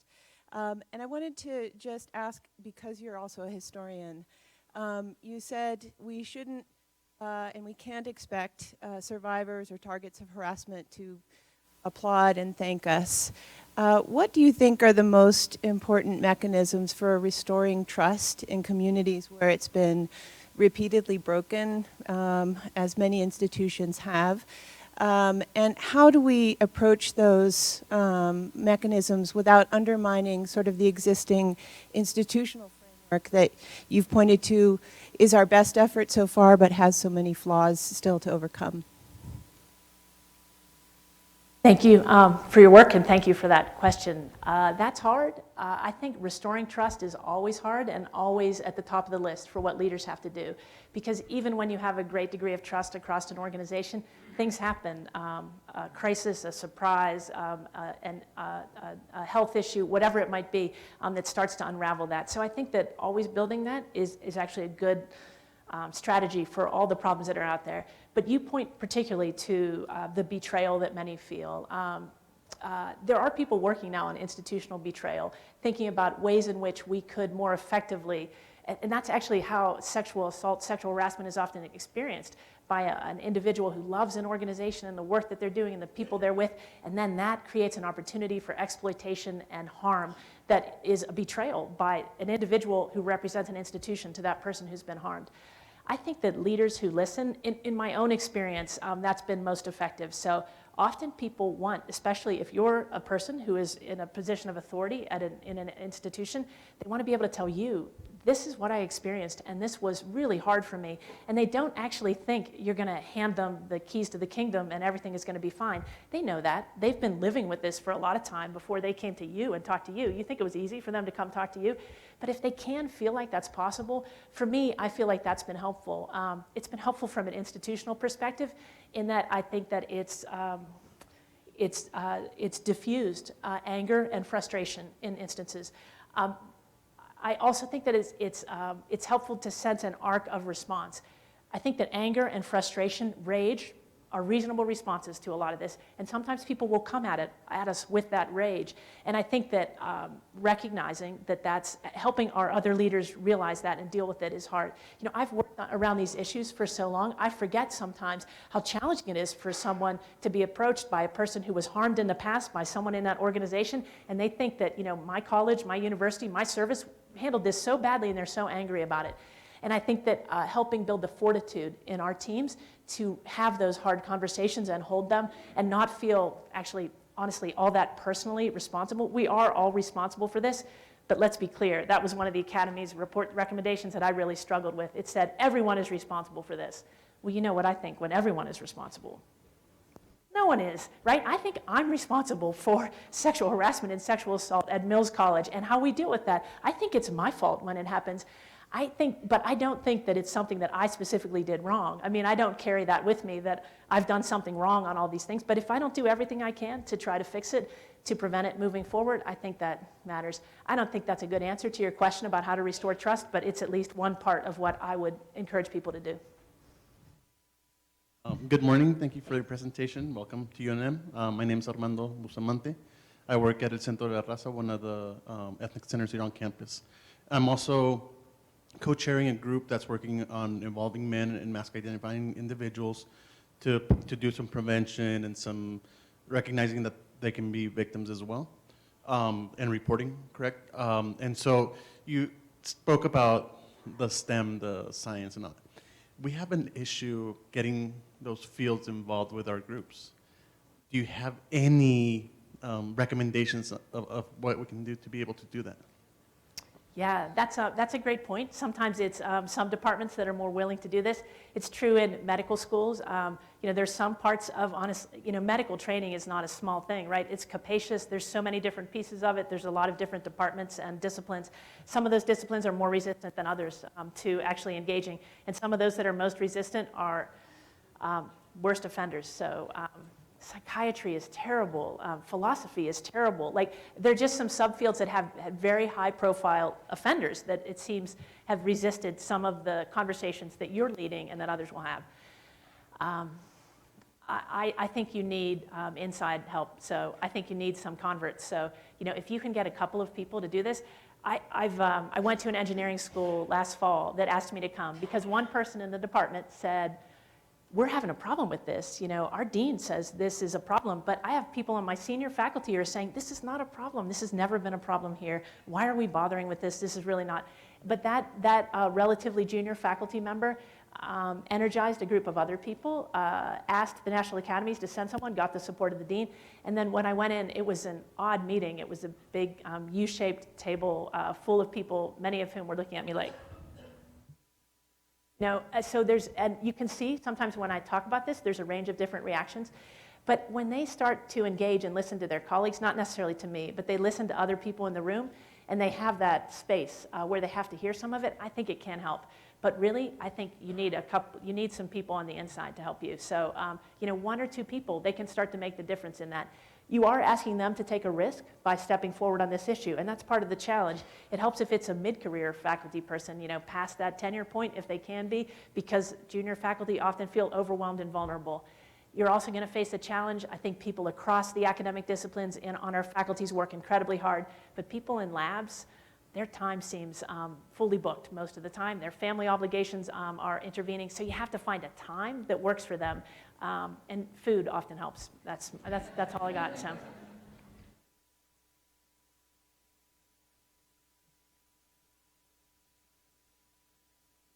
Sherrod, and I'm thrilled to see this because I led the case study that was included in here before coming to the Navy as a prevention highly qualified expert. So very excited to see the progress with the study. Did have a question, and you alluded to this a bit, about the transparency with data.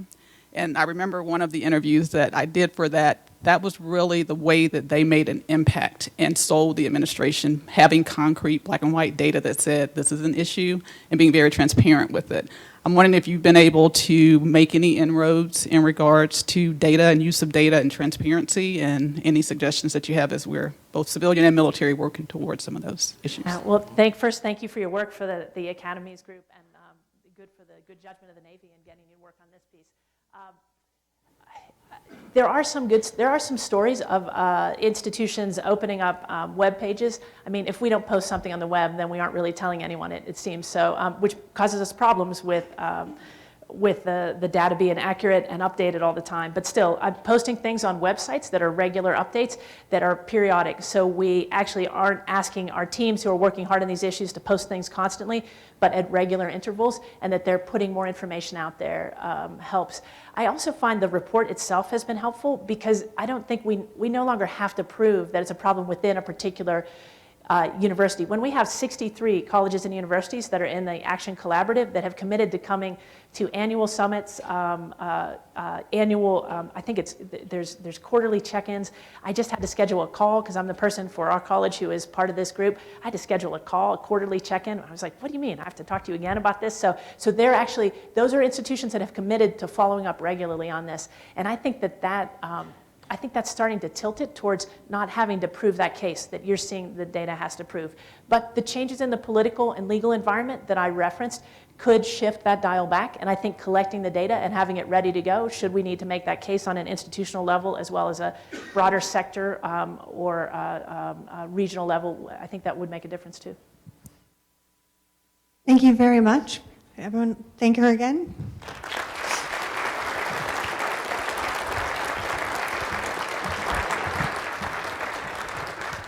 So I know you're having an amazing morning so far. We're now going to have a 10-minute break. The program will resume promptly at 9:45, but in the meantime, have coffee, pastries, and please introduce yourself to someone you don't know. Thank you.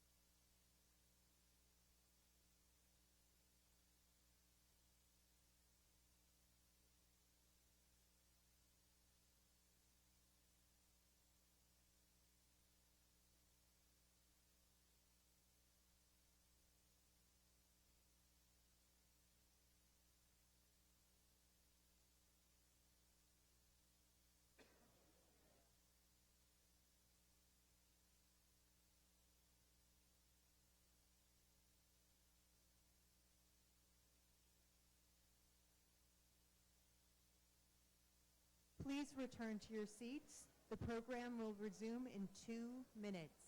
Thank you.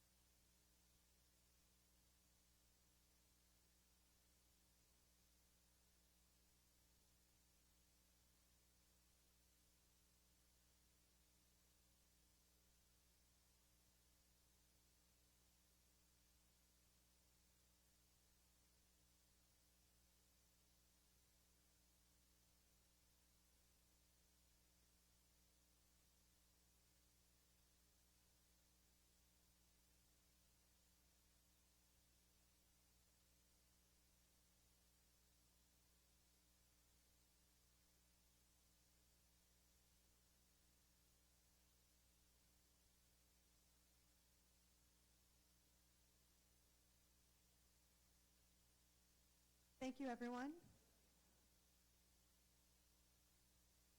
So now it's time for the first of our panel discussions. We're going to be starting with a forum on the role of leadership. And I know this is a topic that we all consider every day, so I'm looking forward to a lot of questions. There will be time for questions at the end. To introduce the panelists and guide our conversation is the moderator for this session, Dr. Elizabeth Hutchinson, University of New Mexico Professor of History and the Director of the Feminist Research Institute. Thank you.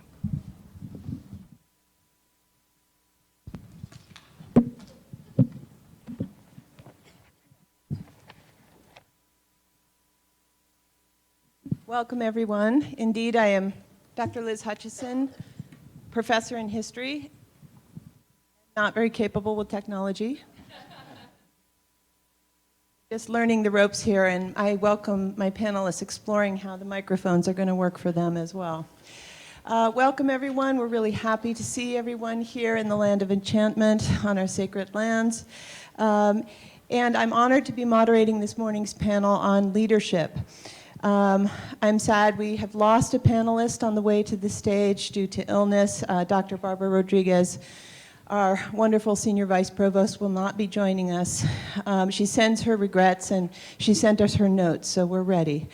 Dr. Hillman described in detail the NASEM report recommendations, and I think it's worth noting that this panel takes up all of those, especially the first, integrate values, and the fourth, improve transparency and accountability.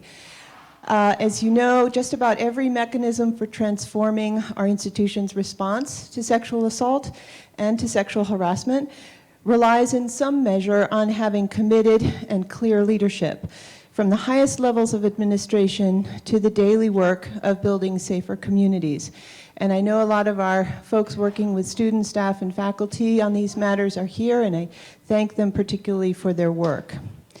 Leading us in this discussion is one of UNM's administrative leaders most engaged in this work, and she is joined by two military officers who played critical roles in the educational mission of the military.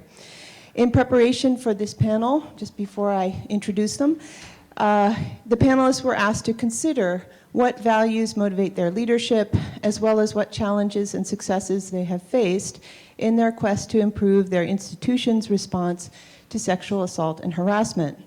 After I introduce them and they address a few questions, we will turn in the last 10 to 15 minutes to audience comments and questions.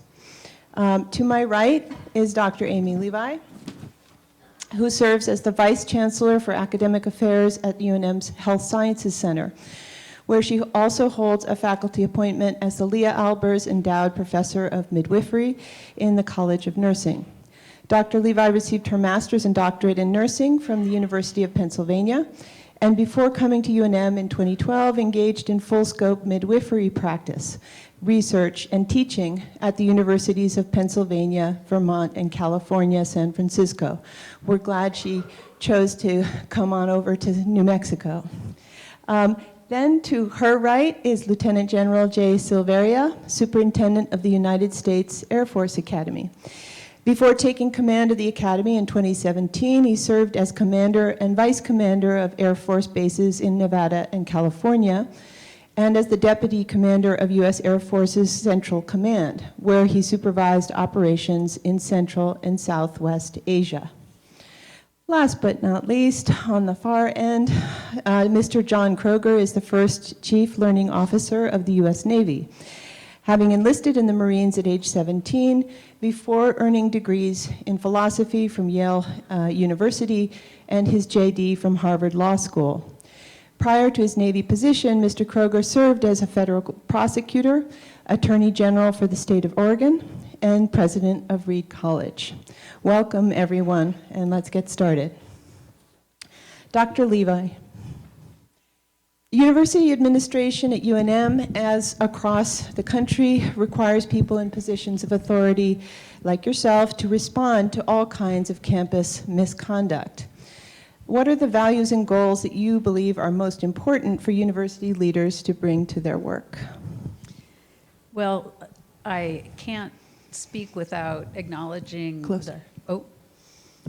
Sorry. See? I can't speak to this without acknowledging the work of the Action Collaborative and the degree to which having so many leaders inform the work of the Action Collaborative and sharing that with the rest of us who are in leadership roles.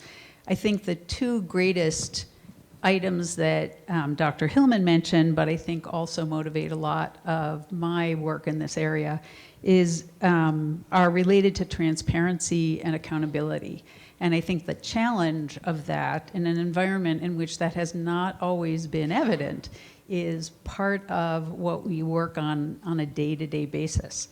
As the president mentioned, the University of New Mexico has recently ended an agreement with the Department of Justice, and I think one of the goals of the university going forward is to be able to continue that work and to incorporate greater transparency and accountability. And one of the things that we need in order to do that is engagement from everybody from the ground up, that this is not just the leadership's responsibility, but I think also something that requires us to have the relationships and to build the capacity for being able to continue with both of those things in mind.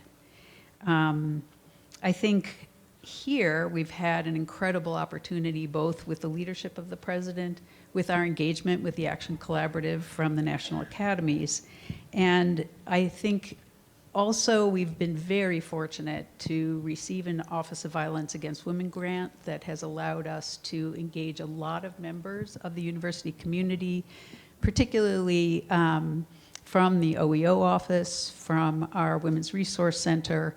Several of those people are in the audience today, and I think the development of these coordinated community response teams, opportunities for not just faculty, but also staff and students to become involved in being able to respond to what is really the responsibility of the university for identifying sexual harassment and sexual misconduct, and also I think for devising ways for us to be able to do that both at the level of victims/targets and respondents.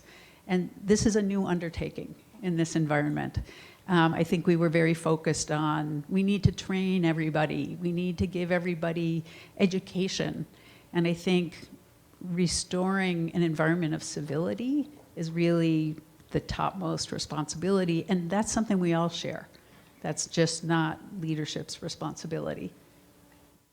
Well, I have a follow-up to that, which I think is probably shared by many in the room who have administrative responsibility which is how do you do that? Can you give us some examples from your tenure as Vice Chancellor for Academic Affairs that tell us some concrete ways that you think or you have sought to operationalize these values and these objectives?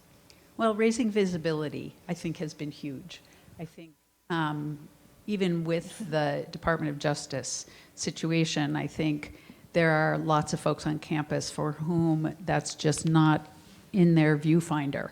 And bringing particularly the civility piece and the culture change required to reinforce the behaviors that make that harassment intolerable, I think is a huge undertaking. But at the same time, a really necessary one. So engaging in communication, providing opportunities for education, learning, and listening. I really appreciated that Dr. Hillman pointed out that when we witness something, we need to be able to react to it in a way that's restorative. And that's not something we all do naturally. And I think learning how to listen and be willing to witness are two really important aspects of this work. And I'm going to give you one more follow-up here, which is also a follow-up on Dr. Hillman's presentation, is whether there's any leadership or research coming out of the Action Collaborative project that you think really gives us tools or provides a way forward, or how is the Action Collaborative shaping our approach to this, operationalizing this at UNM? Well, we're here today, and that's largely due to our engagement with the Action Collaborative, I have to say, that there have been a variety of research opportunities that were started partially under your leadership, Dr. Hutchison, as the organizer of a faculty safe group, so faculty who are responding to the Department of Justice requirements that were very focused on students and undertaking the role of faculty in being able to start to monitor activities, starting to collect data, particularly related to the student educational processes that we engaged in here. So I think we're building a foundation here at UNM with our role in the Action Collaborative, with the engagement through the community coordinated community response teams that will, I think of it as managing up from the bottom. Of course, we have amazing support from the leadership, but I think there are a lot of people in between who might have missed those messages. Thank you. Turning now to Mr. Kroger. As the Navy's first Chief Learning Officer, you're building an office and initiatives from the ground up, I've recently learned. Does sexual assault prevention and response require a different approach than leadership on other matters? And what do you see as some of the biggest levers for change? Sure. Good morning, everyone. So I do think leadership in this area has to look a little bit differently than leadership in other areas. And I'll give you... Just put it to your... Oh, sorry about that. I'll give you a couple examples of leadership areas where I think the approach needs to be a little bit different. One is that a lot of the practices we have around data in other areas do not carry over to this area. I think it's very important to try to measure what's actually happening in our communities, but people are often very unsophisticated about how they reference data in the sexual assault and sexual harassment area. So one thing I hear quite often is our basic metric is reports or complaints, and those are going down, so we're doing a good job. And I hear this a lot. I hear this in the private sector. I hear this in the armed forces. I hear this in the academy still. And the reality, I think, is it's actually at least as likely and probably more likely that if your reports or complaints are going down, it's less a sign that you're making progress and more a sign that people do not feel comfortable coming forward with complaints and reports. So I think our basic model of, gee, if the metric is going up or down, we give ourselves a thumbs up, don't apply here. If your complaints are going up or down, that may tell you something very important what's happening, but not in a simplistic sense of gee, we're obviously doing a good or bad job. So I would counsel leaders, particularly ones who rely on metrical benchmarks a lot, to be a little more sophisticated in their use of data in this area, and for people to make sure that they have really good anonymous survey systems in place, so that you can constantly be referring back and forth between your publicly reported complaints and reports where victims are coming forth, and then what your anonymous surveys are telling you, because often you may see a really significant delta there. So I think a lot of our simple data metric interpretations need to be more sophisticated in this area than we're used to.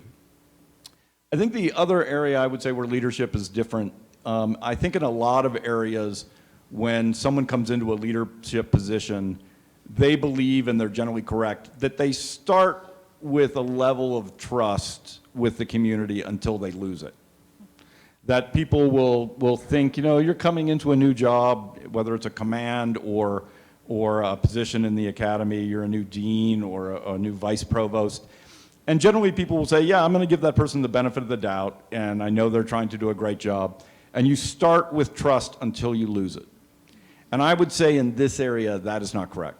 I would say almost no matter who you are, no matter what your track record may have been in another position, on the area of sexual harassment and sexual assault, you will come in with an assumption from many people in your communities that you can't be trusted on this issue, and that you have to affirmatively earn that trust. And I think that changes how you need to communicate about these issues. I would say leaders generally take issues and dump them into one or two buckets. Things I want to talk about, and things I don't want to talk about, but I have to talk about periodically.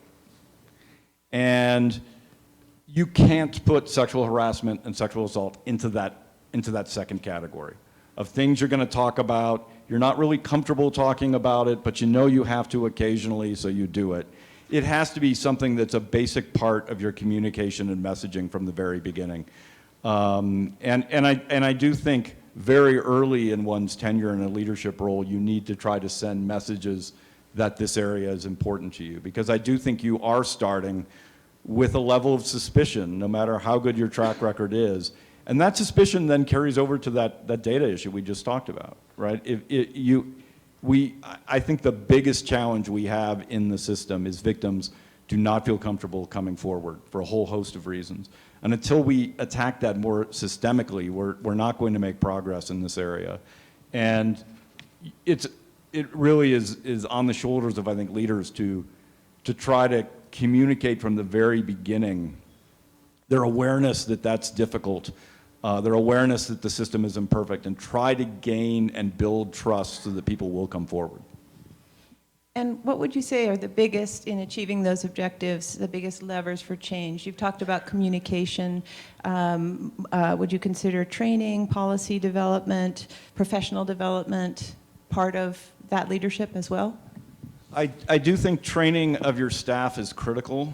I mean, I think I'm skeptical in a lot of ways of the idea of a best practice, but awareness of what other people are trying and how it may fit into your context, I think, is very important. I would say the biggest thing for people to do is really engage with the literature on this topic, because a lot of things may not be evident to people for whom this is not their area of expertise. An example, overwhelmingly the most dangerous period for sexual assault for traditional college-age populations is the first semester of their freshman year. And once you're aware of how often that is the period where we have tragedy, right, it changes how you think about orientation. It changes how you think about communicating with the student body in those first 2 months. It changes how you communicate with students in their second, third, and fourth year about how they are to engage with the first year class. So I think we're actually learning a tremendous amount every year as there's more and more scientific study of what is happening on the ground. And so greater awareness, I think, of that helps us identify what the levers are. I do have one more question that I know we can do a lot of follow-up on over the day, or I hope so, because you have worked in both academic and military spheres. Do you think there are particular responses in one community that the other should use as well? And what skills do we need to develop moving forward for students, faculty, and staff?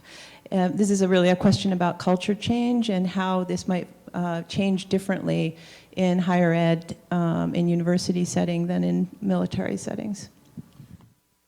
So I guess the way I think about this, I wouldn't set up a binary between sort of military culture and then civilian culture or civilian higher education culture.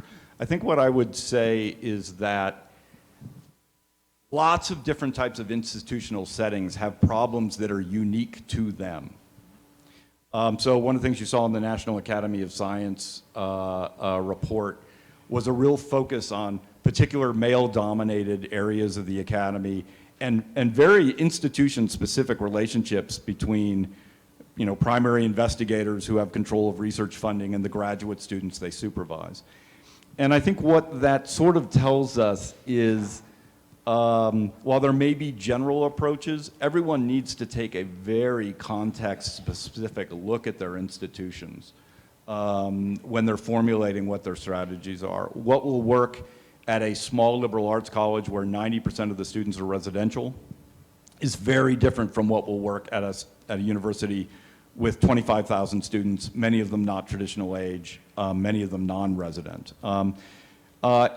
So I would say generally what I would encourage, and frankly Title IX doesn't do this because Title IX really encourages us to have a one-size-fits-all response, but to really engage with the specific institutional power relationships in the context of your institutions. I think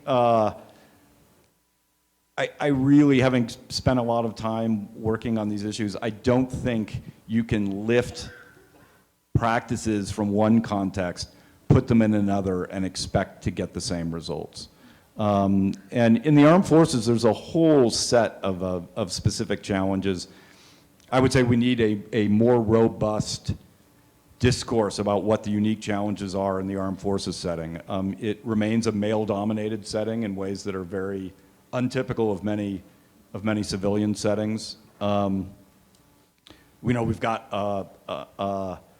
certain cultural practices that are frankly very counterproductive. You know, our tradition of how sailors and Marines behave when they're in foreign ports of call, for example, does not encourage the notion that your background goal is to treat women with respect. And so, you know, I think we really do need to interrogate some of the specific values and practices in our setting, just as you would, right, if you are, it's interesting you called out philosophy, which was my original field and love. Philosophy in the United States is notorious for having male-dominated departments with climate problems, right? Again, very specific climate that we need to address with specific practices aimed at that climate. Well, I think there are a number of disciplines that could give philosophy a run for its money, so on that But the philosophy one is shocking to me, right? I mean, if there's a place where you're trying to talk about truth and equality and justice, that would be the place, right? I mean, it's particularly remarkable to me that that's the case. Thank you very much. Turning now to Lieutenant General Silveria. Leaders in your position often experience pushback in response to efforts to prevent sexual assault and harassment, ranging from those who minimize the issue or are just plain tired of hearing about it. How do you think, in this context, we can build better support for these initiatives, particularly among other leaders and students, and particularly those students who are most at risk? Well, thank you, and thank you for the opportunity to be here today. So I think there's a couple leadership principles that apply in your question. And first off, that a leader has the responsibility of setting that tone and setting those expectations. And that the culture and the climate, I mean, Dr. Hillman pointed out, is she takes responsibility for everything. And a leader that takes responsibility for everything, in turn, I think then empowers those that work for them to see that they are also part of that problem, that they have to participate in that. So I think that leadership principle of setting the tone, setting the culture, setting the climate really applies. I do want to applaud Dr. Hillman because she brought out something that is also unique, or not unique with, as she described some faculty responses, is not unique to the faculty I have, which was that body language that comes with sometimes with faculty when you bring this up. But I also get a response sometimes with faculty and with staff, why haven't you solved this? Why are we still talking about this? So I think for our institution, one of the things that I'm constantly reminding people about, the developmental nature of the institution. And there's a unique day that we have. It's around the third week in June, and that's when 1,200 new cadets show up every June. And it's a remarkable experience to stand there and see them get out of the cars. They'll get out of a car with 2 or 3 people. Sometimes there's a minivan and there's 8 or 10 people to drop a young man or a young woman off to start their academy experience and start their career in the Air Force and now Space Force. So, but what's remarkable, if you think about that for a moment, is that when they get out of that car, they come with everything else that they had in their value set from what was in that car. From their parents, from their older siblings, from their grandparents. That's the values that they come to us with. And we're fooling ourselves if we think that we can spend a few minutes, days, hours, whatever, and that those values are just going to flip and become our values. So we have to take a developmental approach along the way. So as a leader, the real answer to your question is, I continue to have to provide energy to power through the idea that we have to continue to get at this issue and at this problem. How do you decide when to implement a new intervention on a wide scale versus try something smaller and test a program's efficacy? How do you get this work done? Yeah, absolutely. Thank you. I think one of the pitfalls in this space, and I've experienced it through my military career, is there's such a tendency that we just want to do something. Just do something. Have a new program. I don't know what it is. I've had a long list of people who've told me, well, if you just do this or you just say that, and we, certainly in the military, and all of us need to resist the idea of just doing something and just starting this program. It needs to have evidence behind it. We need to have evidence-based approach to everything that we do. The real how is that we have to implement a program that we think there's something behind it. We have to take a scientific method approach to it. We have to evaluate it over time. We have to decide and be willing to assess it and through feedback and decide it's not working and decide that we need something else. We have to have an evidence-based approach. The problem with that is, and certainly if you're someone like me who answers to the United States Congress, that takes time. A new program, General, tell us on Thursday how it's going and give us a report on Monday. It takes so much more of that to work through what we really need. So the real how is that you have to stay evidence-based. And that requires a lot of institutional discipline to hang on to an evidence-based, a scientific approach to this. Thank you very much. I want to offer an opportunity before asking more questions to any panelists who want to respond or chime in on the answers that others have given. You want to correct each other on leadership values or anything? Yeah, clearly I need correction, sir.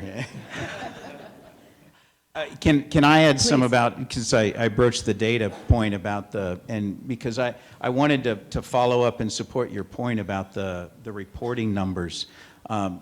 Certainly, as a leader, we're in a space where one's too many. And to chase those numbers, or certainly as you describe, as we want reporting to go up, and then as the Department of Defense releases my numbers, just recently, and reporting went up, and so then I'm asked, why have your sexual assaults gone up?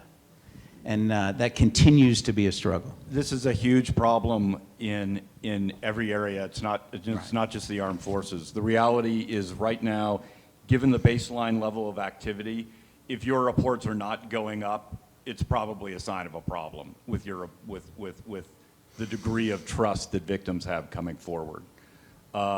If you're seeing a radical increase in the number of people coming forward, that's probably a sign that you're doing something right, not that you're doing something wrong.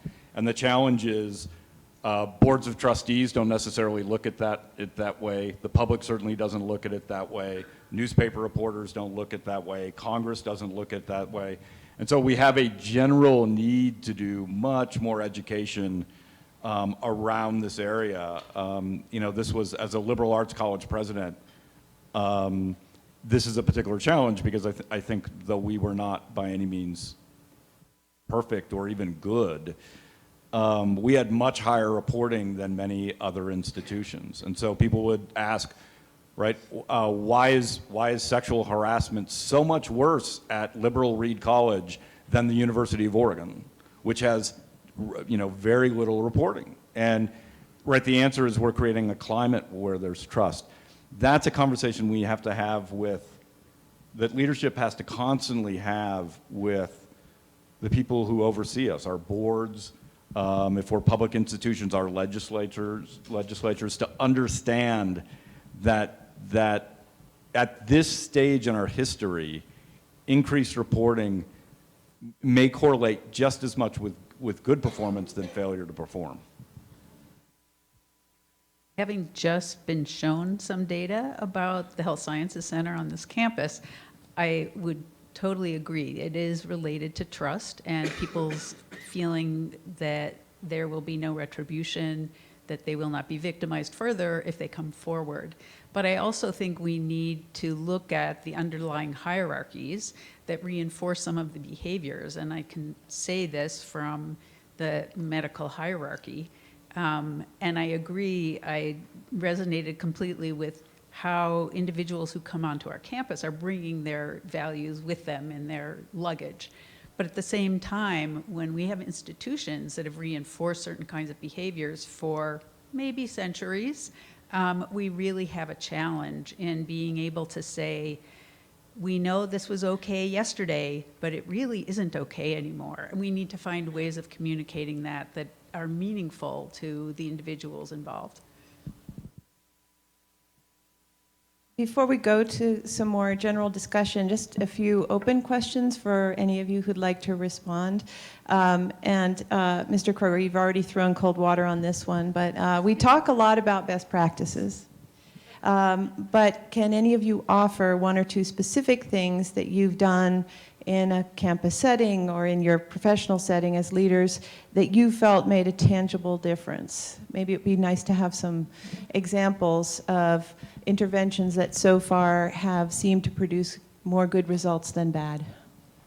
I'll add one, with cautious of a best practice, but that on the reporting side, that what we've spent a lot of time doing the past few years is working on removing barriers. And some of the barriers that people felt to reporting was the misconduct that perhaps they were participating in prior to the event, prior to the unwanted contact, prior to the assault.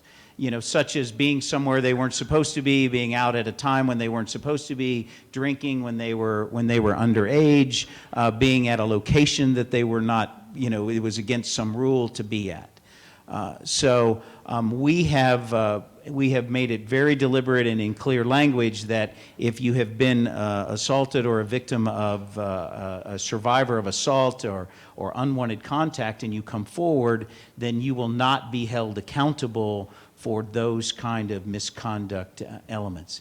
And we have survivors who have come forward who have specifically said to us, the reason I'm coming forward is because I trust you that you put out this word that because I was drinking underage and this happened to me, that I will not get in trouble for drinking underage, when before they would have held back because they were worried about reporting that they were drinking underage. So that's one thing where we have seen some tangible results.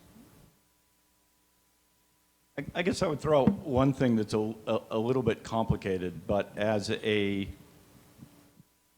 leader, one thing I did as a college president, and perhaps it's because I'm a lawyer and a litigator, is sent a message to my team that it's okay if we get sued. We are so worried about getting sued that we compromise our principles in order to avoid litigation or conflict. And a classic way in which you see this is when you have a alleged perpetrator who is found to have committed some kind of sexual assault. They will push very hard for their record to be sealed or not passed on to other institutions to which they might apply or to which they might transfer.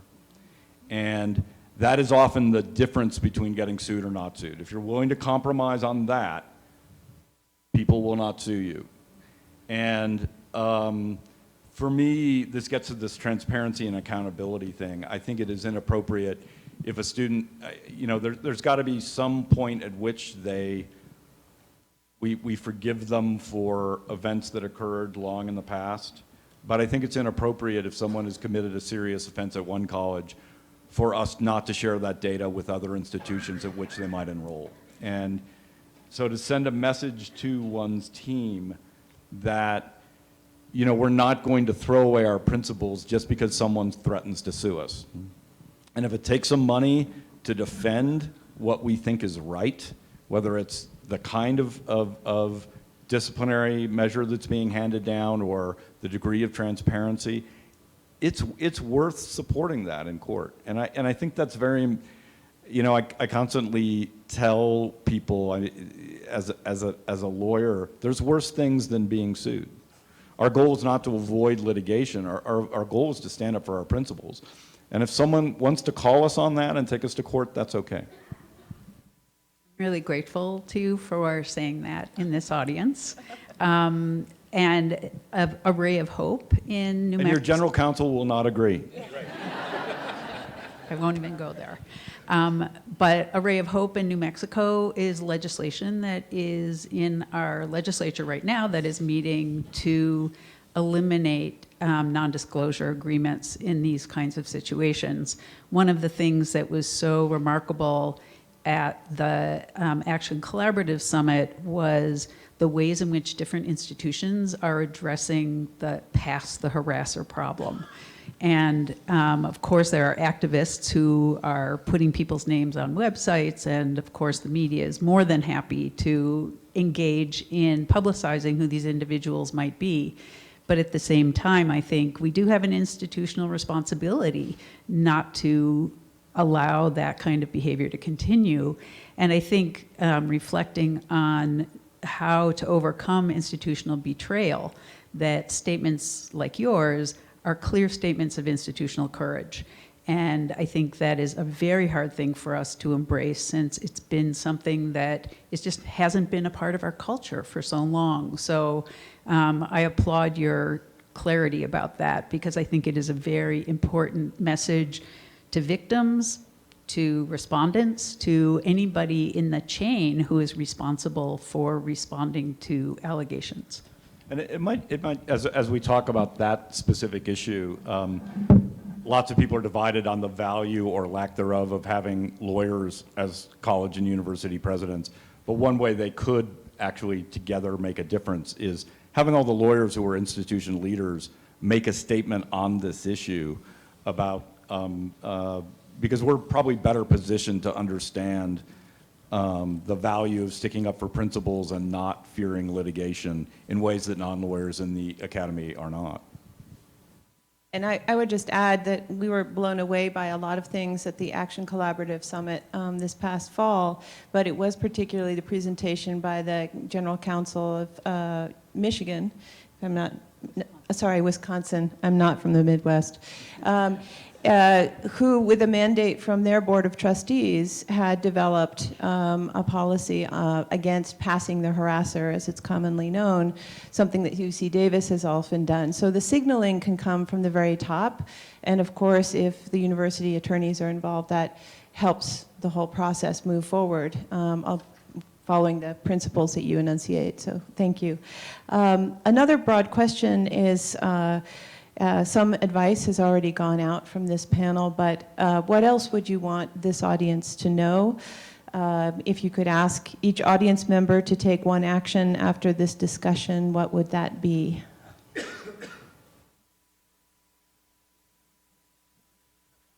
I was reaching. Oh. I'll let you go first. I guess I'll use a short story. That whenever I travel, because of my student population is made up of 435 congressional districts, whenever I travel, I always take the opportunity to meet with parents in the location where I'm at. So last night I had the privilege of meeting a lot of parents who are from the Albuquerque area, and some of them outlying, and who have cadets from all 4 years at the Air Force Academy. And I would offer to the leaders in the room that if you ever need any motivation, stand with a mom and a dad who have their 18-year-old daughter at a military institution. So what I'm getting at when I say that is that for someone to take away, let's remember all of the constituencies that are out there, and that all of those constituencies, while we are working with them for solutions, they're also who can help us with all of those solutions. You know, I'm quick to tell someone who wants to talk about our numbers that are posted or whatever. I'm quick to ask them, well, what are you doing? What would you propose? What's on your mind? What I would offer to those here today is that let's continue to look for the actionable results, continue to look for all of us, and it will take not just a village, it will take an enterprise for us to continue to get at this.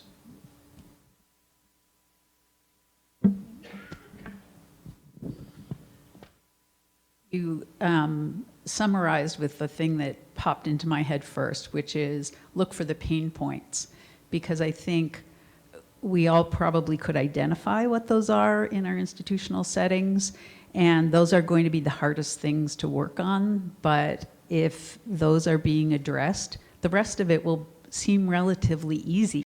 And we do have a lot of pain points, I think, when we have this conversation, whether it's having gotten engaged in this litigious piece, or whether it has been just not being willing to engage.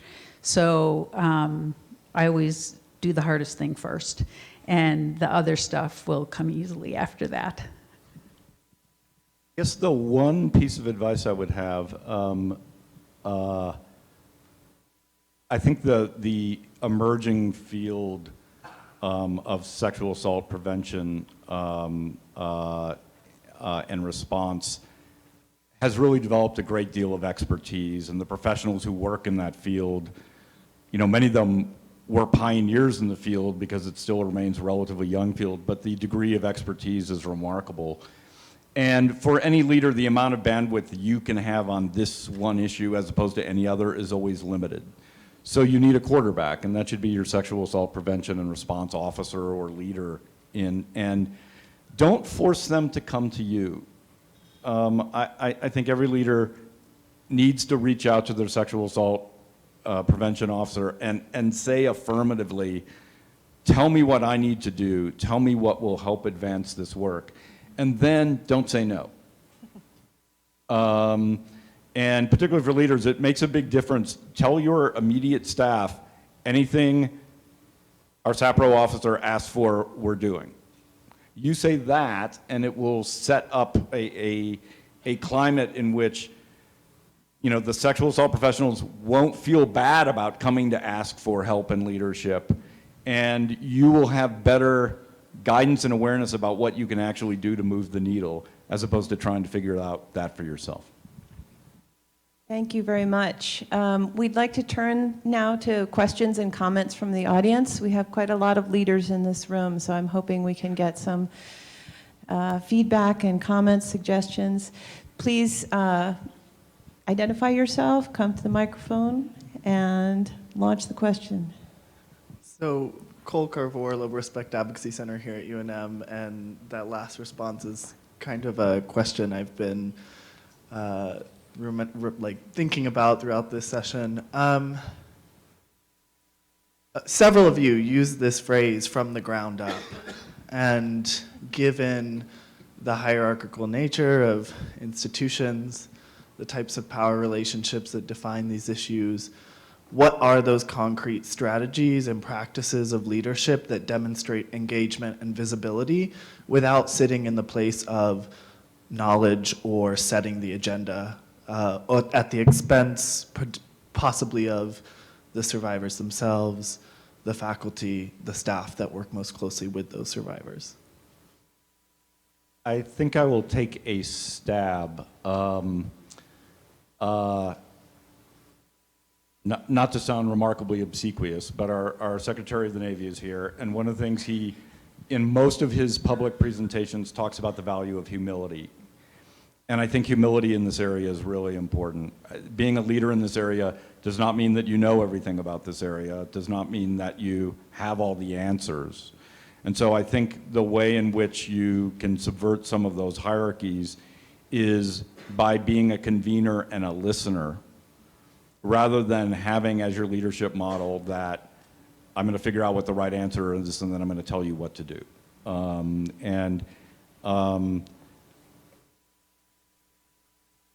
I don't want to overgeneralize, but I do think in a lot of fields, there's an idea that what a leader means is that you're the person who knows the most, and that is not the case. And so trying to bring that humility to this area as a leader, I think is really important. And trust the professionals who work in this area. And it's not that you shouldn't interrogate their guidance and be a critical consumer of their recommendations, but trust your team to actually help you identify what will help. I think, I don't know where you went, but I think for me what I would offer is that one of the things that I took on when I showed up at the Air Force Academy is that I met personally with survivors. I didn't ask them to, I made myself available. And if they wanted to meet with me, they could. Some of those meetings were 5 minutes, some of them were an hour and a half long. And survivors want to hear that you believe them, you know, that you care, that the institution cares, and we all know that, all of you that are in this space and working on this material.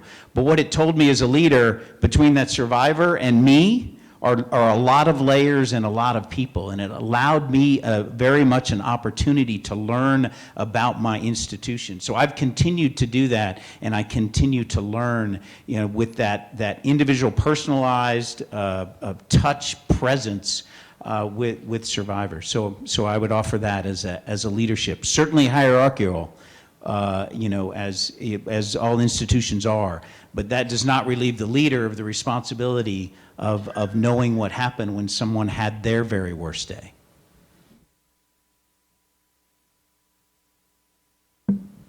Hi, my name is Mala Tun. I'm here from the University of New Mexico. I think this is a terrific panel, and I agree with everything that you've all said. There's just one point in particular that I would like to push back on, and that was, I think, John Kroger, you said that the biggest challenge we have is that victims do not feel comfortable coming forward. And I think it's really important to move the focus in this discussion beyond getting victims to report, making survivors feel comfortable, improving our reporting and investigative procedures. As someone who has a lot of experience, both personal and academic, in this issue, victims have zero incentive to report, and every motive never to say anything to anybody.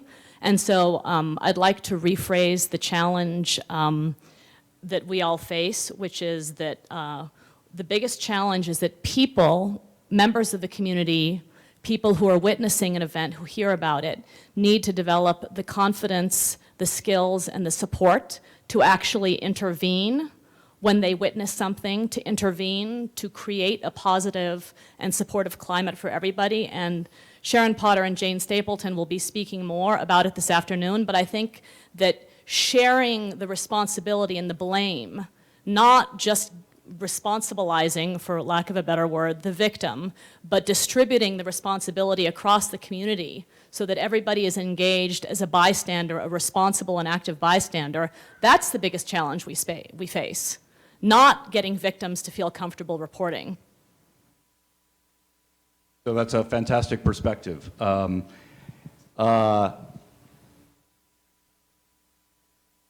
Yes, I think the bystander issue is hugely important.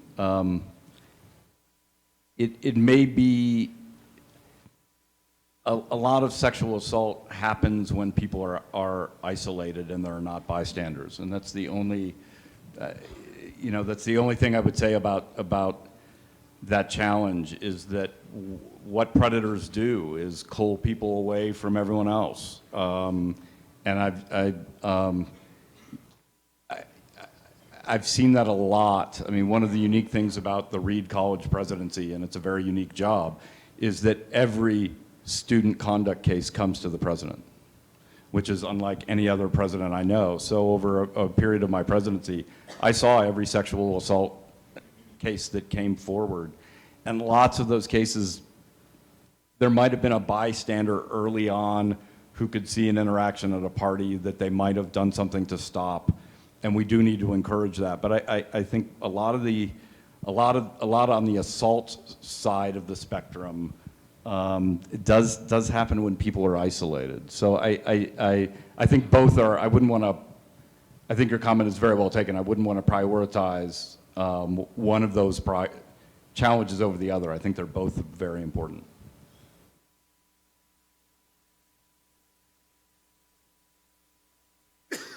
Hello, my name is Steve Bishop. I'm here at the University of New Mexico as well.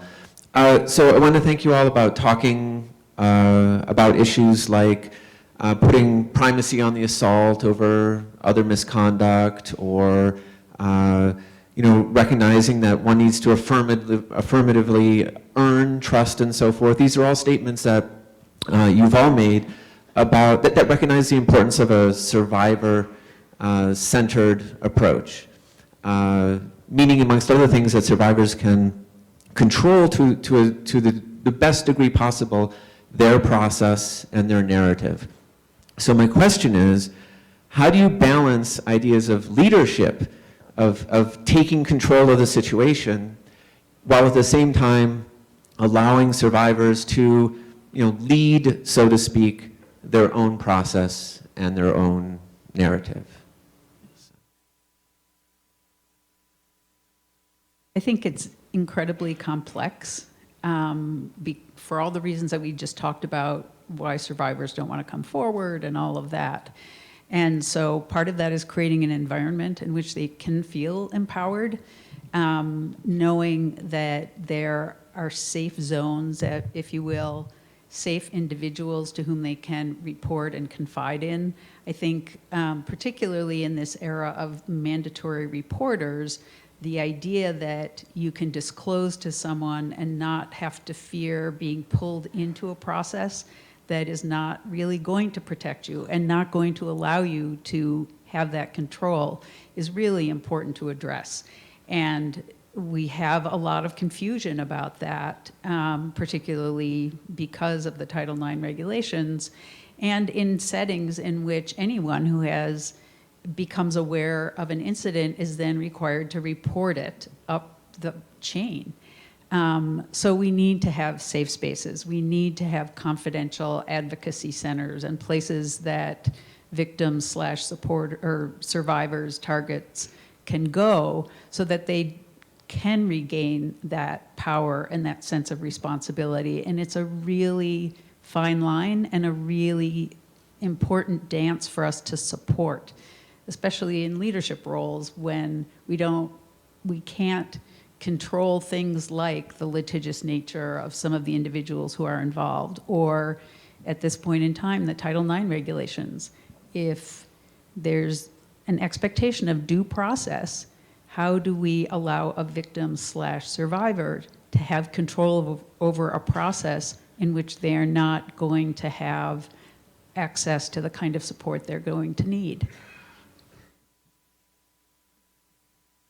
I'd offer that one of the ways that the military has approached this problem for survivors is a concept that's directed for all of the cases to be managed individually in a case management group that we meet once a month and we go over each individual case. But in that context, we go over each individual case with their commander, with the mental health counseling center available, with the law enforcement available. I chair the meeting so that we can continue as an institution to review that individual case. We actually published an article inside Higher Ed from the Air Force Academy about how we do that. One of the main authors is here, one of my attorneys, but I'd offer that is a way that we try to balance so that we have the law enforcement view, we have the attorneys in the room, we have their attorneys, my attorney, someone that represents the survivors, so that we can continue to get a complete picture about ultimately taking care of the survivor. I think we have to recognize there are times when the institution's goals and interests may conflict with the victim's interests. And having a robust victim support and advocacy service, whether it's internal to the university or an outside service that's provided, so that the victim really has someone they can talk to about how to maintain that control. Because it is correct that once they're reporting to mandatory reporters, there's a whole cascading set of effects that they can no longer control. And most victims are unaware of that. And so to have victims advocates who really are there for the victim and want to help the victim protect their rights and goals and interests and their healing process is I think, essential.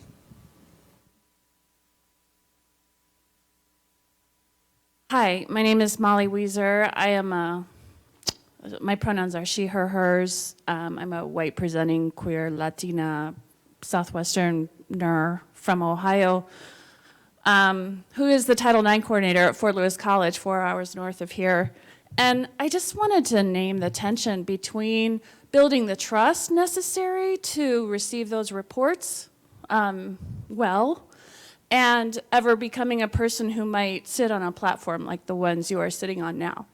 And the challenge to leadership that I am laying out here of holding space for the wild and unsanitary conversations about sex, vaginas and penises and vulvas and clitorises and lube and things that need to occur, that are risky to have but are essential to preventing sexual assault.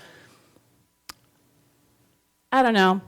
I've been Title IX coordinator for about 6 years, and in the last, which is a grandmother of Title IX coordination, I believe, and in the last couple of years, I've just let go and thought, well, it's been a good ride, and I can always practice law, even in Durango, and we're going to talk about sex, and I'm going to become a little hard to stand next to at this college if you want to hold on to your job. And I just challenge y'all to hold space for me and for everybody else out here who's taken the chances to talk with people about the tough and pleasurable things, all about sex. Thank you. The 56-year-old white, gray-haired, balding white guy will go right at that. And one of the things that we've done directly and specifically at what you're talking about is actually a point of pride that we've developed at the Air Force Academy. We refer to it as healthy relationship training. And so I've sat through a lot of it. It is decidedly uncomfortable, direct, and specific for me to sit through it. And the reason that and we still have a lot of data to gather on it, as I mentioned before about evidence-based. The reason that I think it has been successful, and we're continuing to put more resources onto it, we're continuing to develop curriculum. A lot of other universities are picking up the material. I have somebody here with me who is someone who teaches the material. The idea is that so much of the material that we've done in the past is what not to do. Don't harass, don't assault, don't do this, this is the wrong behavior. It's a laundry list of the things not to do. This focuses on what is a healthy relationship between two people look like. What to do. And so it focuses on building that. The feedback that we're getting in the surveys is that exceptional, and not only is the material good, the feedback we're getting is that it's changing behavior. And the idea is teaching them what to do, as opposed to us continuing to arguably bark at them about what not to do. This is to tell them what to do. We have just about 2 minutes, and I would like to invite you to make your question. Go ahead.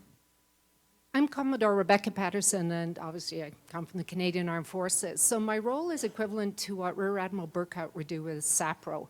And I'm a Director General, but I've often called myself the DG Unpleasant and Awkward Conversations, which I find is a good icebreaker. What I'd actually like to do is come back to your comment when you talk about that pull between what's expected of us on the outside, whether it be through Congress, through the media, through our survivors, and why haven't you fixed this? Why hasn't it changed now? Versus when we look into our institutions and the struggle as leaders, senior leaders trying to say, stay the course, this takes time. Culture change takes time. But we also know that it's absolutely critical that we maintain the momentum with leaders that we work with, whether it be academic or military leaders. And I'm just very curious as to what sort of advice or approaches that you're thinking of. How do we get those at the coalface dealing with people on a daily basis to stay the course, maintain the conversation and the dialogue? What have you been doing? It's kind of like being on a diet and falling off the wagon when you don't see the results you want.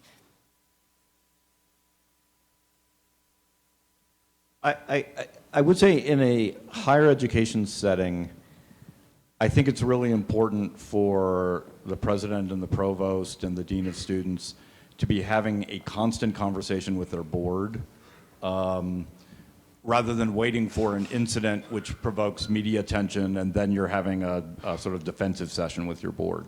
Lots of institutions have institutional dashboards. If sexual harassment or sexual assault data involving both staff and faculty and students are not on that dashboard, I would question why they are not. I think it's very helpful to normalize that data as something the board periodically reviews and has a conversation with outside of a crisis environment. And that gives an opportunity then for the president or the chancellor and their senior staff to be having a conversation with their board about the reality of what this data shows and does not show and how it relates to efforts on campus. I think the conversations in a governmental setting are in a lot of ways more challenging because there you're in front of a committee of Congress, and the thing I would say is that if we honestly believe in the narrative we are presenting and it is an honest and truthful one, I think people will find that compelling and respectful. If we appear that we are, you can't, when the data shows one thing, you can't go and declare victory, and then when the data goes in the other direction, say, we're still doing really well, but the data is going in the other direction, but we're still doing just as good. You really need to be, even when your data supposedly looks good, You need to be having an honest conversation about the fact that things are very imperfect, that the reporting data may not support the narrative that's most attractive, and be having an honest and ongoing educational conversation with those oversight authorities. But it's a great challenge. I will say that in my words sometimes I will say things that we need time to evaluate a program, but I will never say, stay the course, we've got this, we're taking, because back to my previous comment that whatever I have done is hopefully making a difference and hopefully changing a culture and is interesting in a lot of ways. And on June 26, 1,200 people show up. I haven't met them. I know them to a certain amount. I know them to a degree. I hope I've screened them well, but I don't know what truly is their value set when they've been challenged and they're away from home. So I do think that we have to continue the conversation both about evidence-based programs that do take time to evaluate, but I would never, as a leader, abrogate my responsibility that I'm still responsible on that day in June when that person shows up, to protect them, to provide them the resources, and to continue to develop them and educate them. But I will have total empathy with the idea that, there still is an expectation that, I want to know how it's going on Thursday and I want the report on Monday. And that it's a bureaucracy and we will have to continue to work with that. And I will fall back on one of Dr. Hillman's points on the solutions, that number one was to continue to remain values-based. All right, I need to interrupt just because No, we do I'm want to getting include cut one off. more question. Excuse me. Please go ahead. Thank you, and I know you don't have time to answer, but just still want to ask Brandy Stone, Director of African American Student Services.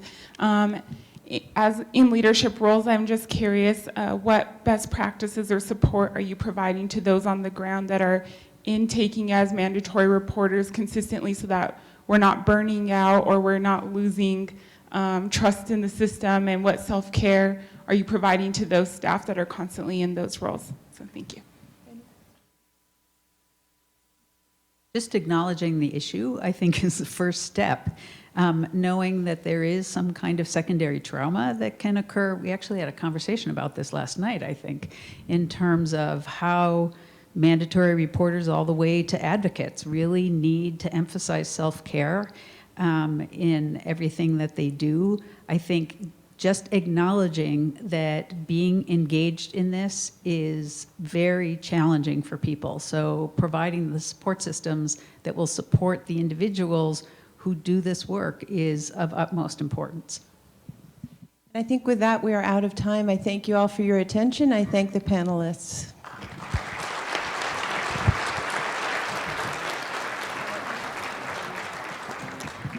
Thank you, everyone. I know that was a remarkable conversation. We're going to have 5 minutes to switch panels. It's 5 minutes. So if you have urgent matters, go ahead, but we will be starting 5 minutes on the dot. Thank you.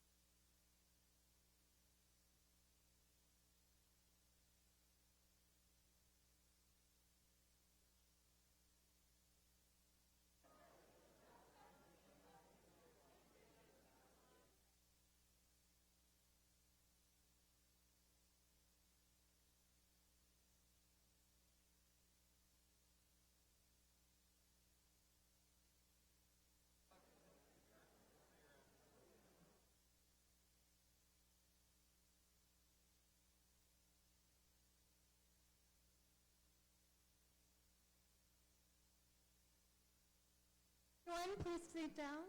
We're going to start the next panel.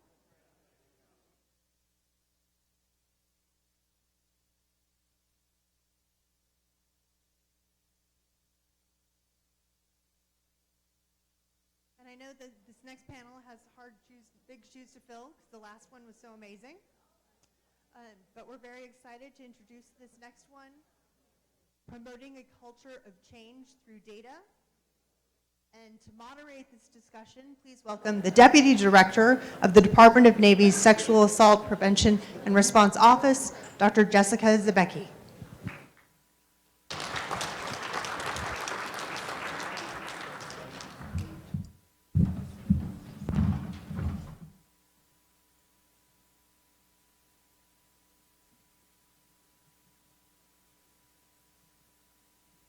I'd like to welcome my fellow panelists to the stage. If they'd come on up.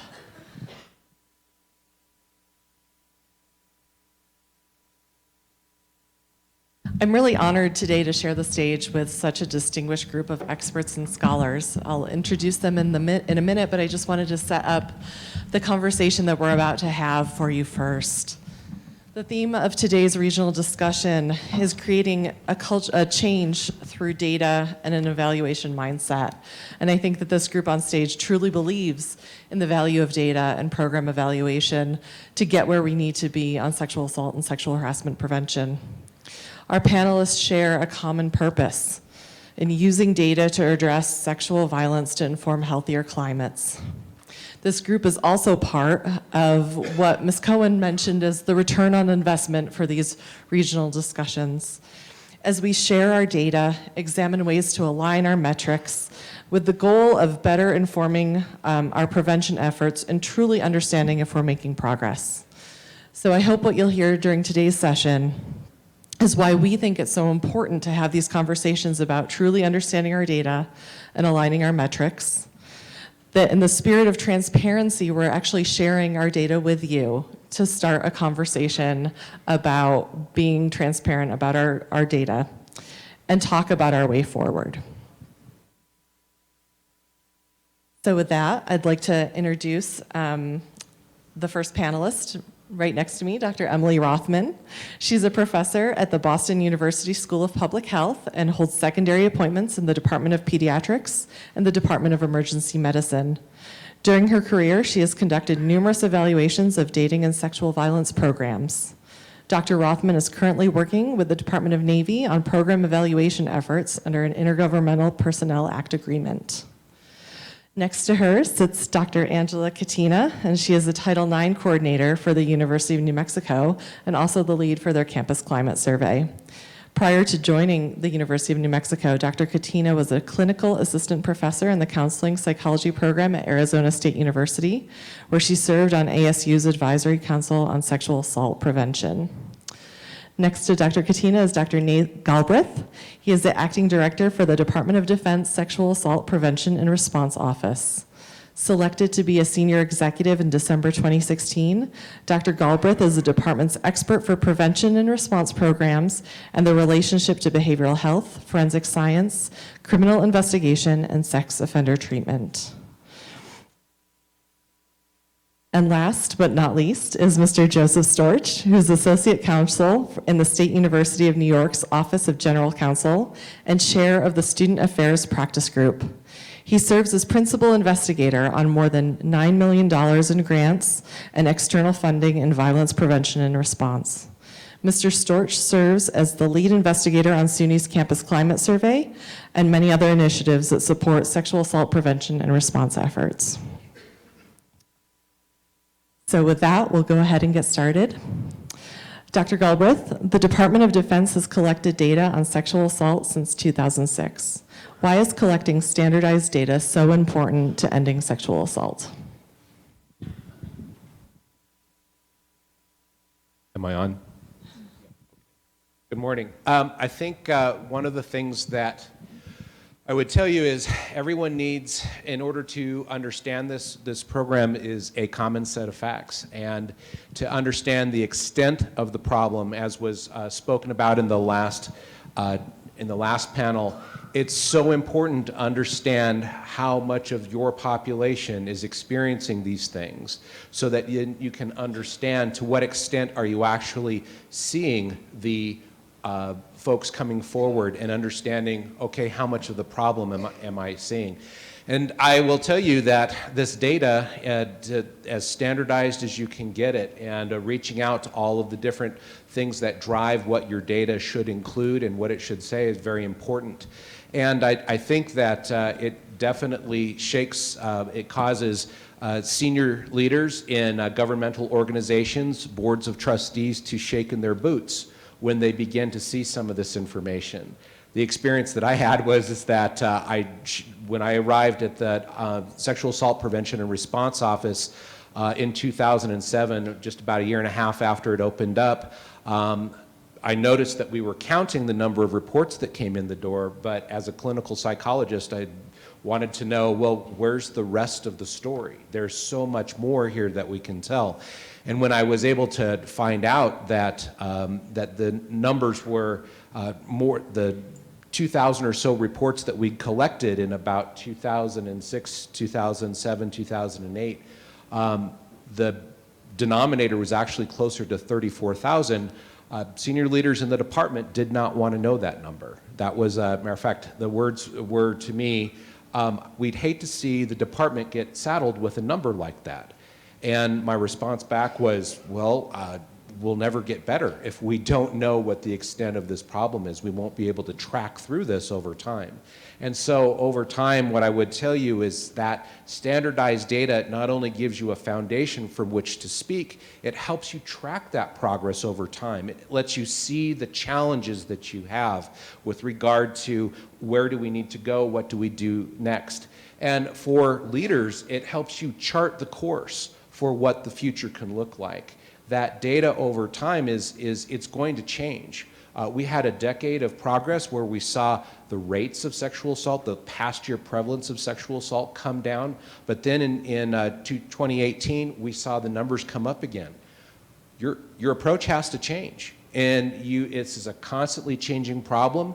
Technology, social interaction, all develop and change the face of sexual assault and sexual harassment. And unless you are actively out there capturing this information, not only in your reports, but also in your prevalence, you will never know, for example, that in the Department of Defense, comparable numbers of men and women, just in numbers, experience sexual assault every year. And we would not have known that unless we'd done the math, because our prevalence rate of sexual assault for women is higher than it is for men, but because we're 85% male, our first year, that 34,000 number, 20,000 of those were men and 14,000 of those were women. Over time, we've actually seen that flip now. We actually have more women victims coming forward because our rates for men have come way down and stayed down. But that being said, those are all of the things that data that collecting from the very beginning can do for you, is help you see. Great. Mr. Storch, is there any benefit to aligning our metrics? What do we stand to gain from working together across civilian universities and the military? So, thank you. And I think before I answer that question, I just want to say from a personal standpoint what a privilege it is to be here. Secretary Moodley and Melissa Cohen and Jess, and what you all have done going across the country is just incredible. And President Stokes and Francie and Angela and Heather and everyone who's been so welcoming. The fact that you have just about as many people in Albuquerque, New Mexico, as we had in Midtown Manhattan is a real testament to this great institution and to your colleagues and the colleges who are here. We must have 12 million people within an hour's drive, at least a midnight hour's drive of Midtown Manhattan. And maybe you don't have as much population close, but yet the room is full. And I'm just so honored and privileged and proud to be here with you.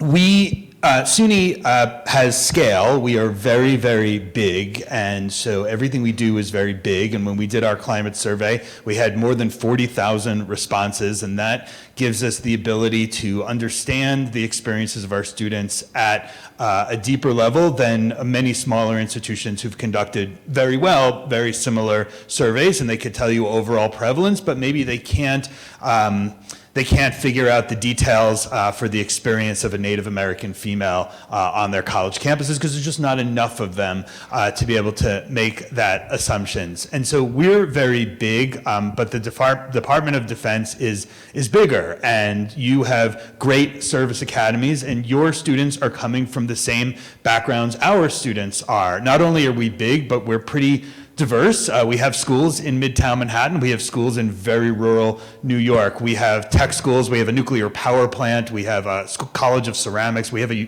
USS ship that we operate in our Maritime Academy, liberal arts colleges, engineering schools. And so we're able to see some of that diversity and being able to align metrics, which is something I think we want to do overall with the Department of Defense, with the Armed Forces, and especially with the Service Academies, will let us see a bit more depth in the experience. They're all graduating high school, and many of our students are way beyond high school and coming, but many of our students are graduating high school, and they're coming with shared experiences. And I think we agree that we're not necessarily so pleased with what they're learning in high school and the experiences they're having coming out of high school, and you're seeing some of the same challenges that we are. And so in addition to what we can find internally, we're missing part of the story, and we think by aligning metrics, we can help begin to answer some of that. I will say for us, SUNY and from our chancellor and our provost, we're committed to fairly radical transparency in this. We are going to make a dashboard public. We are still working on weighting data and finishing that up. And we make our climate survey public. So institutions that don't have the depth of resources and the great researchers that we have, they can, if they want to, they can access our climate survey. We're not selling it. We just give it away on our website, and they can compare their own data to what we will over time publish, and that will give a very small institution quite a bit more power and understanding in comparing that, and that's something we're proud to do. So as these big institutions come together, I think it can not only help those big institutions, but help smaller and less resourced institutions as well. And as a follow-up to that, you mentioned transparency and the importance of it. What do you see as the benefits or the barriers to other institutions being as radically transparent as SUNY is?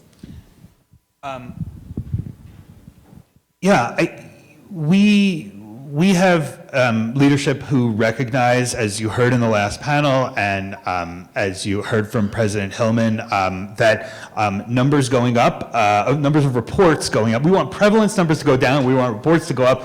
God willing, sometime in my life they'll come close to meeting, and we'll feel much better about where that is. But the report numbers going up, my leadership understands that that's not a bad sign, and we have to spend a lot of time educating the media. And certainly in New York, we have a particularly aggressive media, I guess I would say, particularly they're an interesting bunch, and they don't always take the time to be educated. That is certainly a barrier for many, many institutions. What you raised is a universal temptation for large institutions. It's a universal temptation for big corporations. It's a universal temptation to just say, if I close my eyes, you can't see me, and we'll move on, and we'll put out a great press release and about something else, and we'll move on. Don't look at the man behind the curtain. That's a universal temptation, and I think it takes big organizations like the Department of the Navy, like the State University of New York, to go out and maybe do a little blocking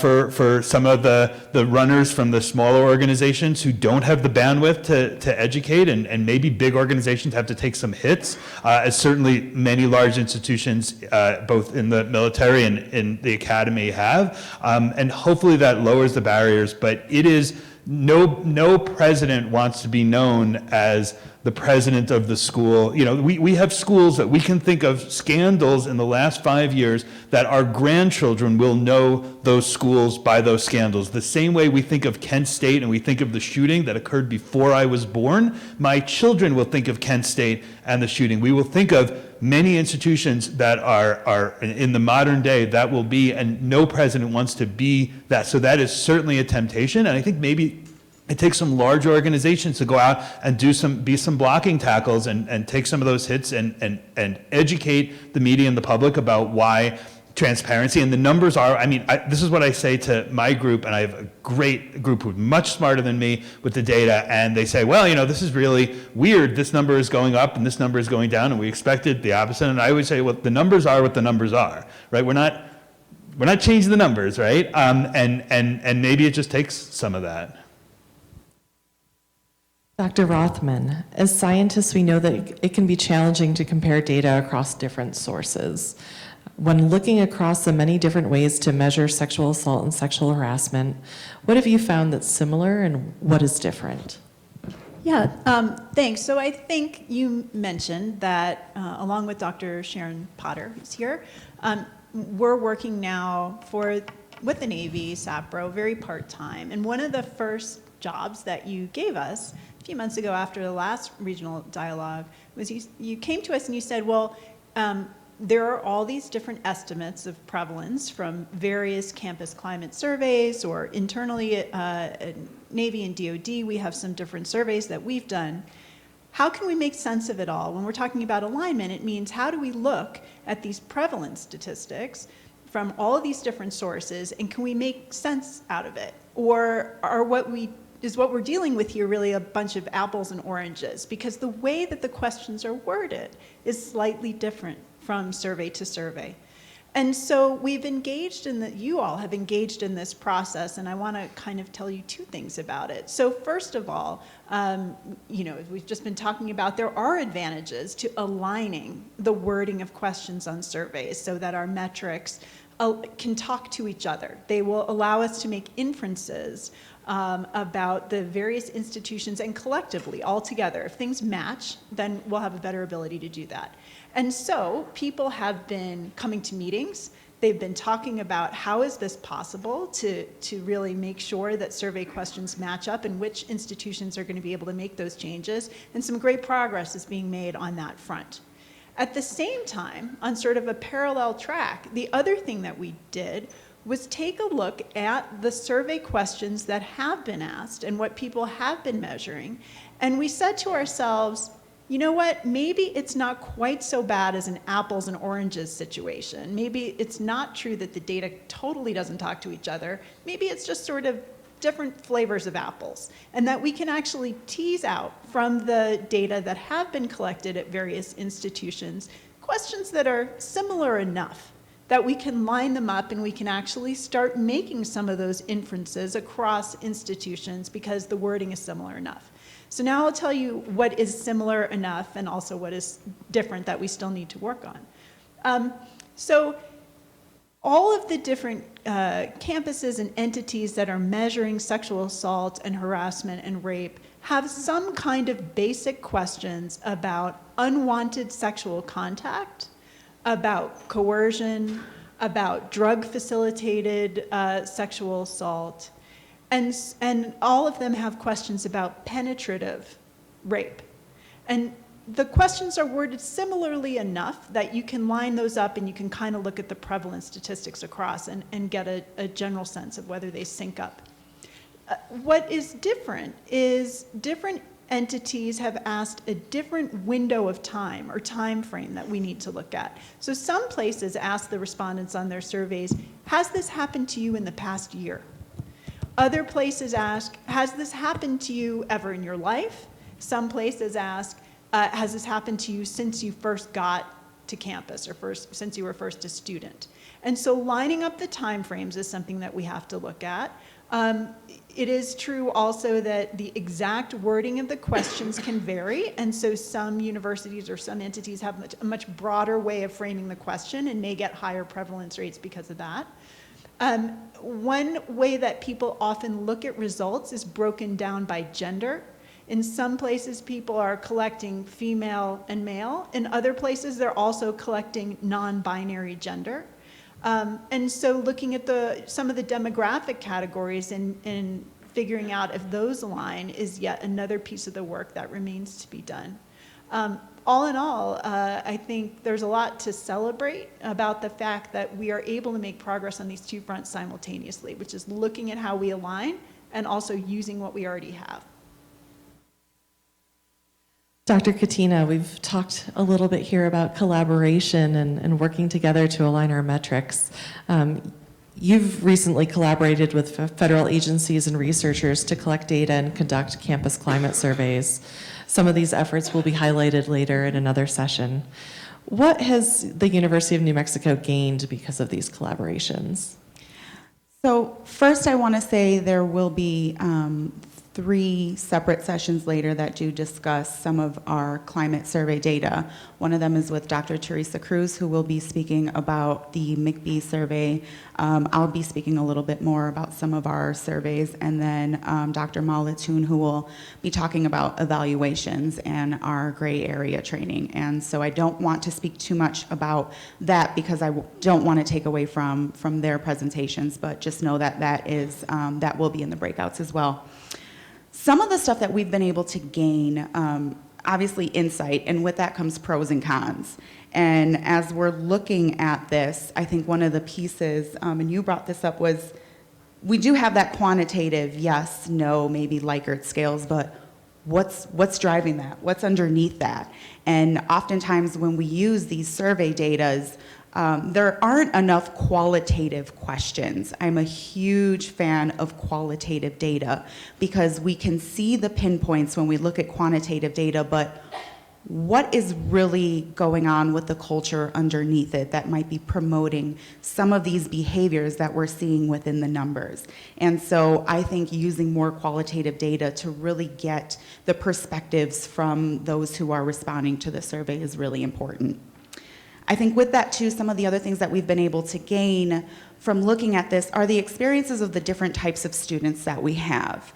As we're looking at this, we see our graduate population experiencing things a little differently than our undergraduate populations. What we see is, particularly with our graduate students, our power differentials and quid pro quo when they're working with faculty so closely, and the impacts that that can have, not just on their overall well-being, but their profession, lifelong. And so these are huge effects that we really need to take into consideration as we're having these conversations.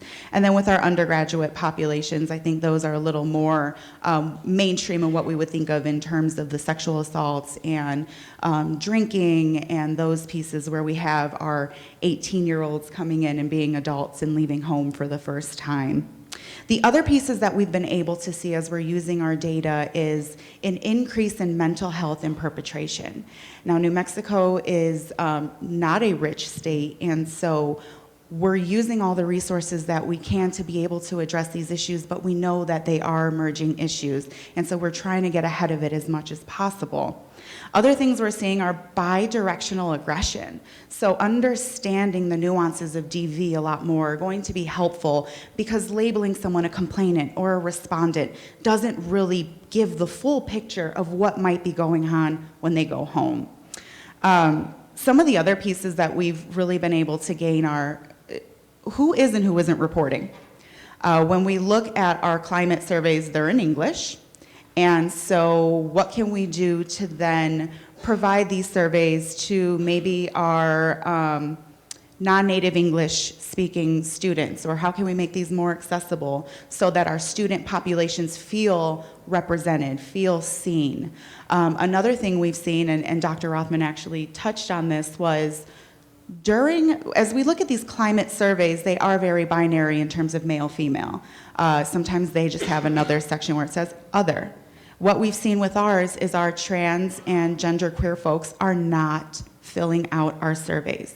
And why would they if they see a survey that doesn't have their identity on there? So what that speaks to them is, we don't see you, we don't acknowledge you. We're gonna put you in an other box, if there even is an other box. And I think this also speaks to Armando's question earlier too, with how do we engage men more? And so how do we engage men? How do we engage our trans and our gender queer folks a little bit more? And the other piece is, as we're looking at our data, and I think what was really interesting for me was the males had a higher rate of believing that the university takes sexual misconduct seriously. And so as we look at that, and we look at who is and who isn't reporting and kind of the national conversations, we start to understand that a one-size-fits-all policy or even campaign doesn't work. We have to understand our different student populations. We have 4 branch campuses throughout the state, some in very rural areas. What we're doing on main campus may not translate to the needs of our students in our branch campuses. And so we really need to understand their populations, their needs, and be able to connect them with the services and support so that we can fully support our entire campus community. Let's go ahead and get a little bit more in depth in our campus climate data in general. But before we do, I think it's important to frame what we're going to see in terms of the rates that we'll present next. Dr. Rothman, given your expertise in public health, including sexual assault prevention, how do we reconcile the push for immediate results? We have to make change with a focus on activities that we think will impact long term. Yeah, thank you so much for asking this question. I personally have been employed working full-time on sexual and domestic violence prevention for 20 years. So I've been thinking about sexual assault, rape, homicide, all day, every day for 20 years. And I get tired sometimes. And so I really relate to, I think, the theme that's come up here today a lot, which is, what do we do when there's fatigue? What do we do when we feel fatigued and we're starting to feel hopeless? And what do we do when leadership near us is starting to feel hopeless and or saying we need to see immediate change? So for me, the good news, or what I'm really grateful for, is I come to you from the field of public health. And public health has a number of successes that I can look to, and I'd like to share one of the success stories with you here now, because it's really inspirational thinking about some of the, using the formula and using the steps of how do you tackle a public health problem. People tackle the problems and things get solved. The trick is, it can take a little while. But let me give you one particularly impressive example. So in the 1950s, there was an illness that was plaguing everyone. Death rates were you were twice as likely to die of this disease than cancer. And people didn't know what to do about it. They didn't know what was causing it. They looked at it and they thought, well, there's multiple causes, and they didn't know how they were going to solve it. Flash forward 70 years later, and the prevalence of this disease has fallen 350%. The disease is heart disease, which is still a #1 killer, but you and I are far less likely to die of heart disease, any of us, than we would have been 70 years ago. How did they create this incredible sea change? Because they really did do it. Well, they used data in order to understand who's being affected and what are some of the risk factors and how do we address them. And yes, they made incredible advances in terms of how do we respond to the people who have had a heart attack, like they made improvements in medications and in medicine, which I liken to our sexual assault response. When after an assault has already happened, are we responding better? So yes, they did figure out how to respond better after someone had had a heart attack. But what they really figured out how to do was to make cultural changes that, the rates of smoking cut in half over a 40-year period. Rates of high cholesterol dropped precipitously over about a 40-year period, because somehow people managed to change the entire culture and affect how we eat and how we exercise and how we approach this issue overall. And I think often about our colleagues who were there in 1965, for example, looking at this situation where everybody smoked, for example. They smoked on airplanes, they smoked in cars, they smoked around babies, they smoked around in hotels, in everywhere. It seemed normal. It was just all around them. And some of those of our hardworking colleagues maybe didn't make it until today to see that their efforts really paid off and that the world is completely changed and maybe totally different than they might have imagined in 1965. We are in the 1960s or 1970s in terms of sexual assault prevention, if you'll accept my analogy, in that we are working very hard right now, and we may not be seeing the fruits of our labor in the immediate present. But if we can project ourselves 60 years forward, 70 years forward, we can create the same kind of cultural sea change that those people created back then. It takes an incredible amount of faith and patience and investment in an issue where you see for a decade, for 2 decades, you're not seeing the precipitous drop that you're hoping for. But it isn't just heart disease. We know, where I come from in public health, we did this with motor vehicle crashes, we did this with HIV, we did this with children's dental cavities. We have a formula, and if we apply it consistently and we apply it to this issue, we will make the same difference. So that is how I get myself through the day. Hopefully that's helpful. Yeah, some of you as well. I think that's a great perspective. Thank you, Dr. Rothman. Dr. Galbraith, we're going to go to your slide now. And wondering if you could describe some of the overall trends in sexual assault that we've observed in the military.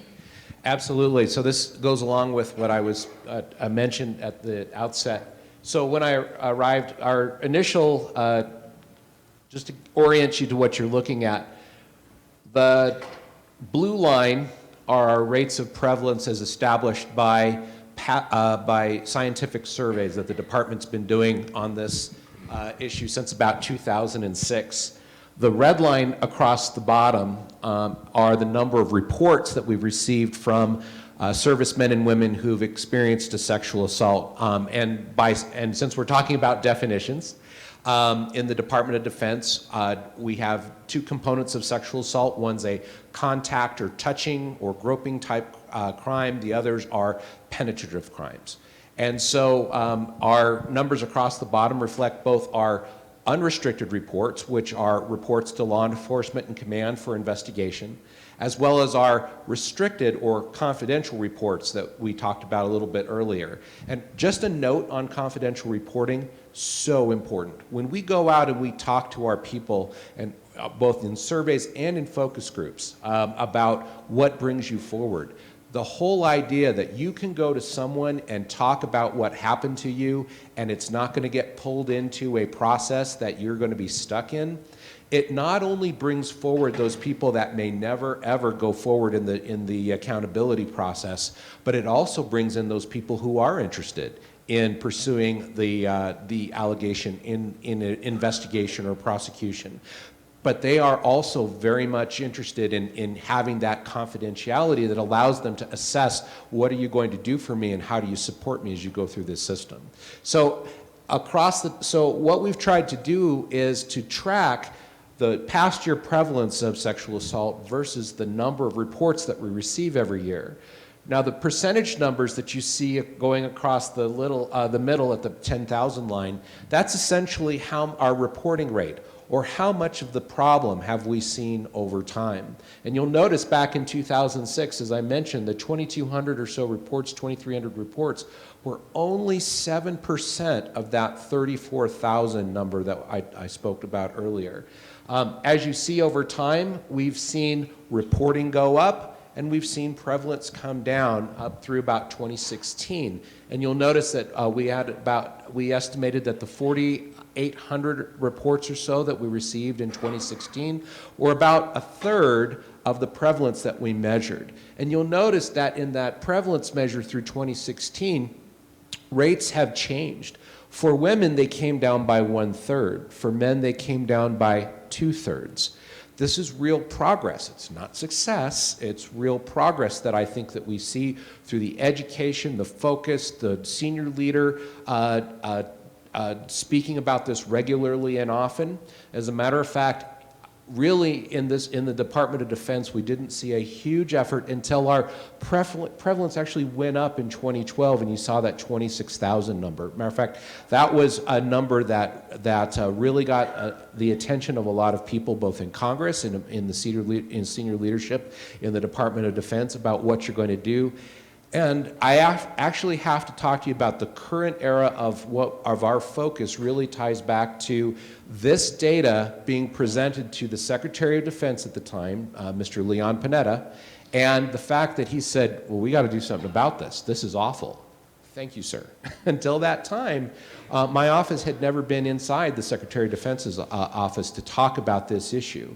So this was a sea change in the department with regard to being able to speak about this in a data-based way. So Mr. Panetta came out in about 3 weeks later after we initially talked to him and made an announcement and actually set us on a prevalence versus reporting standard. And that has been the measure of our progress ever since. Now you'll notice that from 2016 to 2018, we see an increase in prevalence again. Well, that actually was very focused on 17 to 24-year-old women, that we'd seen rates of sexual assault go up. Rates for men stayed the same. So something changed. And so we had to dig back into our data. So one of the things that we do, as you were mentioning, is this is all quantitative data. This is all numbers. But in off years, we do focus groups with not only in our active force, but also with at the military service academies as well. And some of this, that qualitative data will give you kind of the leading edge theme development that you need to kind of really understand what's going on. And so one of the things that you might have heard that, as General Silveria mentioned, we just released the Service Academy report on the 30th of January. And one of the things that we developed out of the focus groups with the cadets and mids is that the senior leaders at the academy, the message hadn't changed over time, that they were continuing to really kind of identify the fact that sexual assault, sexual harassment had no place at the academies, that this was something that they were focused on, that they were going to be continuing to lead on. The challenge that we saw coming out of our focus group participants, though, is that the cadets and midshipmen told us, yeah, they're talking about it, but you know what? Our peer leaders, those kind of juniors and seniors that we're supposed to be looking up to, that are supposed to be leading in this area, they're not. As a matter of fact, some of them are silent in this area. They don't speak to this. They don't lead where they're supposed to. And so if we're downtown and we see somebody at a party, we see our peer leaders that are cadets and midshipmen out there partying on and not really kind of acting as leaders that we would expect them to. So that's was a bit of a change for us to hear that message come through, which we think explained some of the changes that we've been seeing at the academies over time. Now again, there's no silver bullet. There's no one thing that you can do to change any of this. This reflects an entire system over time. But I will tell you, though, is that this data across the bottom reflects a change in response, and as far as the numbers of reports that come through. To be honest, about 90% of what we've done in the 14 years of the existence of the Sexual Assault Prevention Response Program is response. We have made sure that there are people that you can talk to, a sexual assault response coordinator at every installation, that SARC has a number of victim advocates that work for him or her that then meet with victims and help them through and understand what their reporting and service options are. We've added attorneys that represent victims. We've changed how investigators first meet a victim of sexual assault. We've changed how attorneys approach it and prosecute it as well.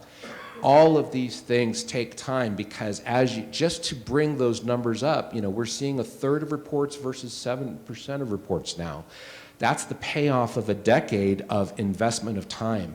Now what we're looking at is our prevalence numbers are really, we sit around and we hope that things improve because our prevention efforts are not as robust, that we have and that's why you see this up and down over time as to we don't have a really good system to field our prevention efforts and sustain them because we've been so focused on response. And so now that's what the departments really began to change. And so in 2019, we've fielded a prevention system that all of the services have come on board with, that we're all working closely to. And our own self-assessments tell us that from the DoD, throughout the services and at the academies, we all have a long ways to go with prevention. But with that investment in those things that actually bring your prevalence numbers down, that will become more predictable over time. And I think that's what we'll see the next progress piece in. Thank you for those insights on the data. Mr. Storch, we're going to go to your slide next. And can you talk a little bit about what SUNY has learned from your campus climate survey? Sure. So we did a very, very large survey. We're going to be doing it every other year. If you go to suny.edu/climate survey, pretty simple URL, you could see the survey and eventually you'll be able to see our data. Right now you can see all our IRB documents. Any institution that wants to take anything from there and use it, no problem. And we see about 1 in 3 of our students reporting sexual harassment. We see somewhat lower but quite alarming numbers of domestic violence and dating violence, of rape and sexual assault and stalking. We also have, and we're not ready to make it public yet, but a fairly sophisticated breakdown because these numbers are interesting, but actually sexual and interpersonal violence affect different groups very differently. Some of our students who are walking around, prevalence is just much higher in their identities than it is with other groups. And so the media has covered it. They say 1 in 5 women and 1 in 7 men, and there's your answer, and now off to sports. And that's just not an accurate representation of the experiences of our students on our colleges.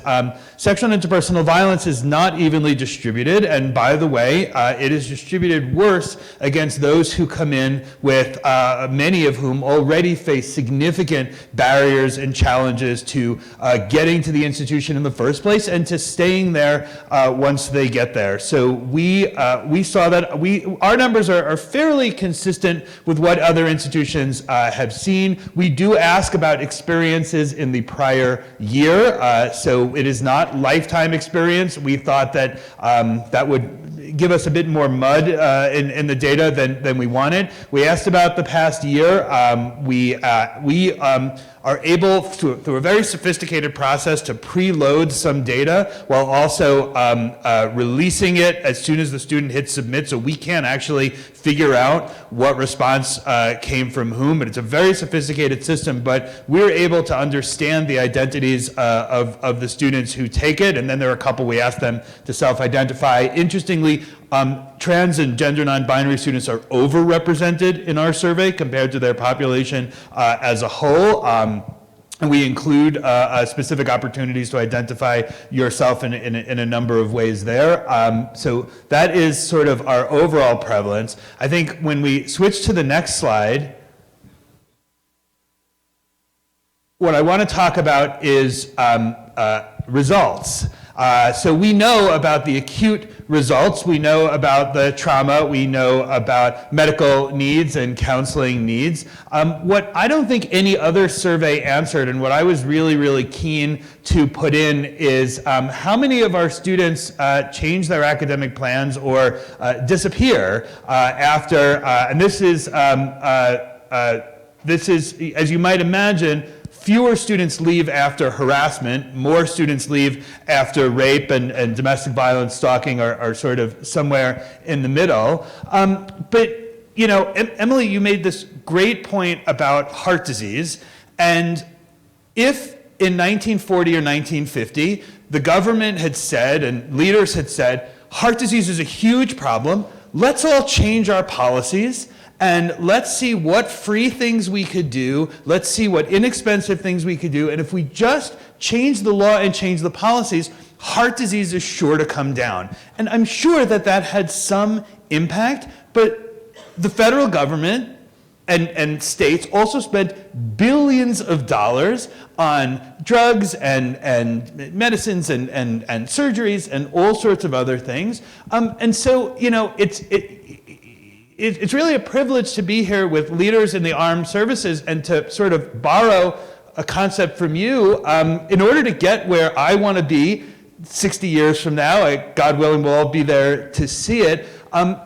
We need a Marshall Plan addressing sexual and interpersonal violence in the academies, in the service academies, in your forward operating positions in large companies. The government tells us, change your policies and do a few things, and that will certainly change it. And it didn't work for drunk driving. We had Mothers Against Drunk Driving and all sorts of billboards, but you know what really worked? Changing it to .08 and raising the sentences and real research and the like. So I'm sorry, but I think those of us on our stage, and many of you out here have been doing this work, maybe we've come close to, or we've exhausted all the free things we could do, all the policy changes, all the advances there. And one of the things that I wanted to gather to kind of show that is that, by the way, there's a real impact. This is not students who change their major, that's a higher number. This is not students who transfer, that's a higher number.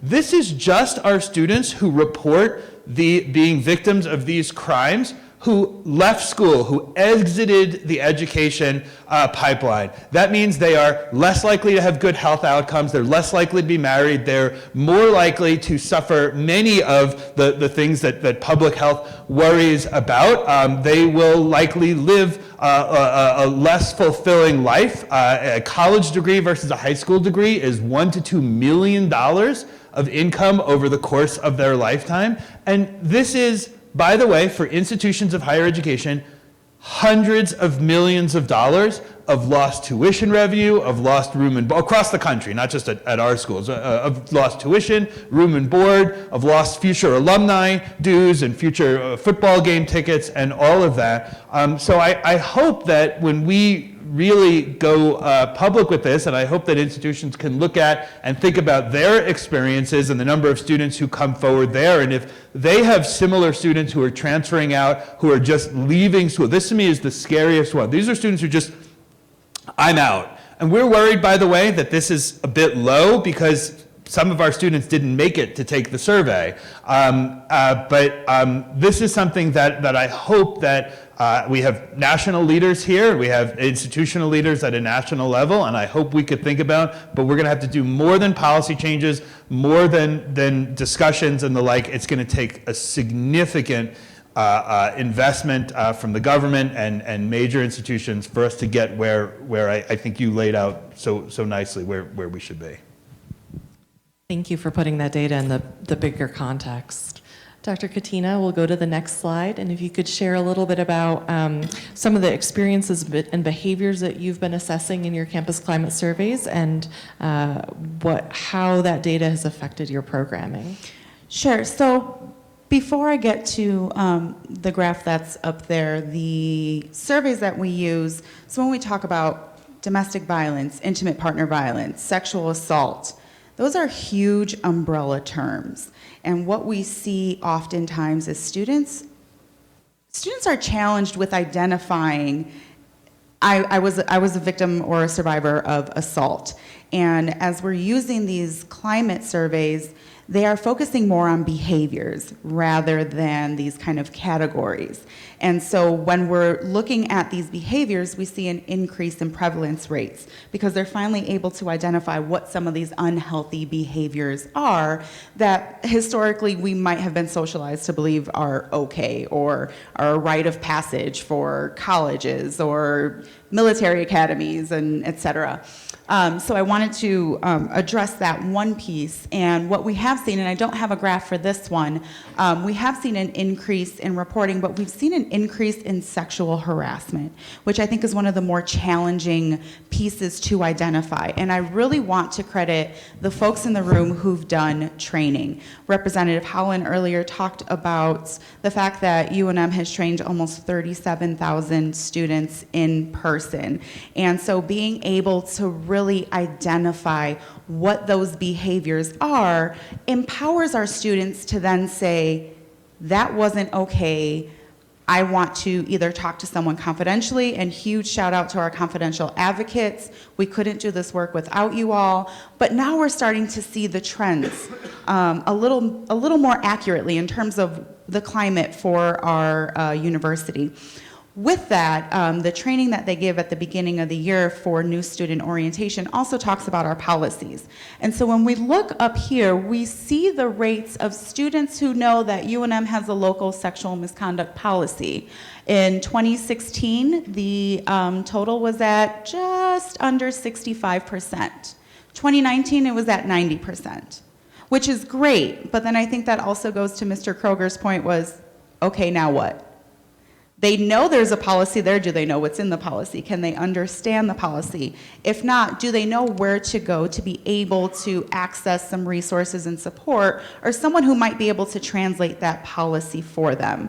This is a step in the right direction. It's progress, it's not a change yet. And so we were really glad to at least see that a majority of our students are aware of the fact that there is a policy, which I think also speaks to students understanding that the university does take this very seriously. This is on the forefront of many of our minds, and we don't want students to think that we don't think about this and think about their overall well-being.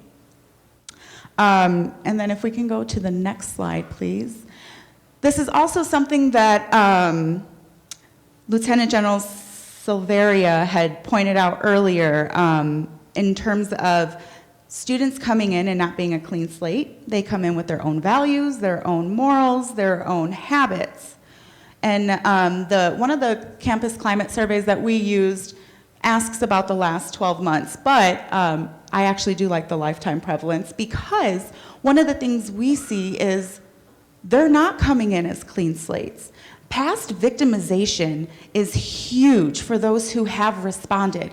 And so it's not just responding when we do receive a report, but knowing about the mental health kind of status of individuals who've already been victimized. For people who've experienced intergenerational transmissions of trauma, what does this look like? How can we then get ahead of the game and really talk about primary prevention and take care of our students that are coming in who are at a higher risk than maybe those who haven't been victimized in the past?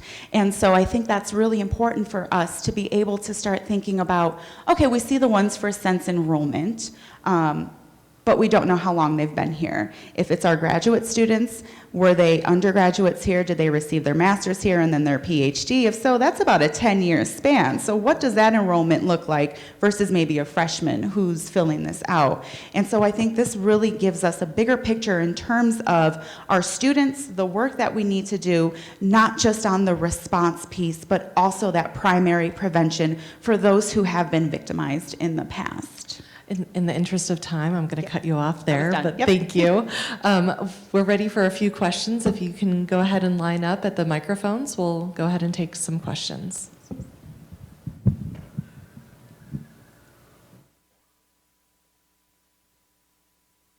My name is Armando Estrada. I'm from Temple University. I've been doing a little bit of work in this area for quite some time, probably better part of 20 years. And one of the things, and I've done it in Sweden, I've done it with the U.S. Department of Defense, Georgia, Denmark, a lot of other places. And as a researcher, I believe in data. I think it's great, but sometimes data isn't enough, right? I mean, all these numbers are not new, okay? We've known that this is a problem for a very long time. Now, the interesting question that I have for you is, how do we leverage data to inform, influence, and impact discussions that we're having, right? So sexual harassment has come and gone from the defense sort of conscious. It only has become a major national level discussion. At the same time, sexual assault has done similar sorts of things. So how do we leverage data to inform, influence, and impact discussing both problems together, right? Because, you know, as Dr. Hillman pointed out with that figure from the report, much of what the discussion kind of goes back and forth is those peaks. So, to you. I think the combination is that at least in military environments, it wasn't until we started looking at sexual assault rates and the people that also experienced sexual harassment that we realized that sexual harassment was a demonstrable risk factor for sexual assault and that whole climate piece. So again, you're right. I think one of the things that we've all known that sexual assault is there, but I think for a lot of people, my mom included, I would just tell you that she's like, when I started to work in this area, she said, honey, is that really a problem in the military? Oh, yes, Mom. Yes, it is. I think there's a lot of ways that this data and the more transparent that we are can help people understand that, yes, this problem has existed for a long time, but how much, where, what are the risk factors, what are potential solutions? That's where this data will at least help us get to a good point to be able to chart a course for a future. Take a question over here. Hi, my name is Ruthie Watson. I'm from New Mexico Highlands University, main campus in Las Vegas. And so a couple of things, couple comments. First to Dr. Rothman. I also come from public health. And so I definitely believe in the progress that we've been able to make in certain areas. And I think the sexual assault area then and prevention, we still have a lot of work to do. Dr. Katina, I appreciate you talking about those layers and those experiences that our students come to us with, because without acknowledging that, we are not able to really do the best job we can. And so I can appreciate that. My question then to all of you on the panel then is, when we talk about higher education, a lot of time there's these territorial issues, right? You have faculty want to do this, student affairs wants to do that, campus police wants to do their thing, and nobody wants to talk about really what we need to do across the board. How do you get past that? Thank you for that question. Two answers immediately come to mind. First is tone from the top. Leadership has to say that this is a priority. And the other piece that has been really successful here is having representatives from each of those areas on a team together. This way you build those relationships, you can start to build that trust that may have been broken historically within the institution, but then this way you also gain the perceptions from different areas that you might not necessarily consider. And so tone from the top, and then that collaboration is key. Hi, I'm Kim Godderman. I'm a faculty member here at UNM. And I really appreciate your panel on the issue of identifying groups, right, in order to be able to collect data and take action. But in our conversations about campus climate, we are lacking a conversation about staff. Staff are also supervised by faculty, they're supervised by other staff, they also supervise student employees. And there's an inequality, right? There's a lack of balance of power in these relationships between staff and these other members of our campus. So how do we include this group in our conversations about campus climate?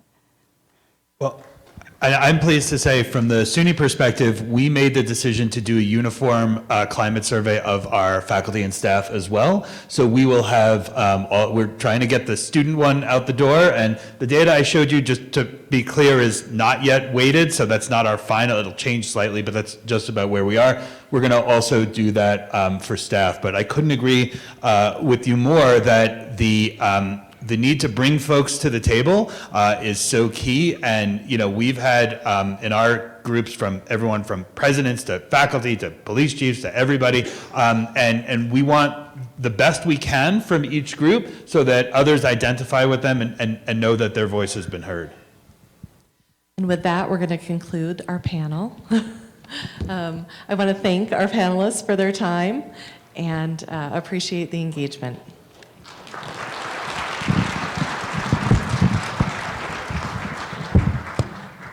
Thank you, another amazing panel. At this time, we have a brief video from Senator Joni Ernst of Iowa.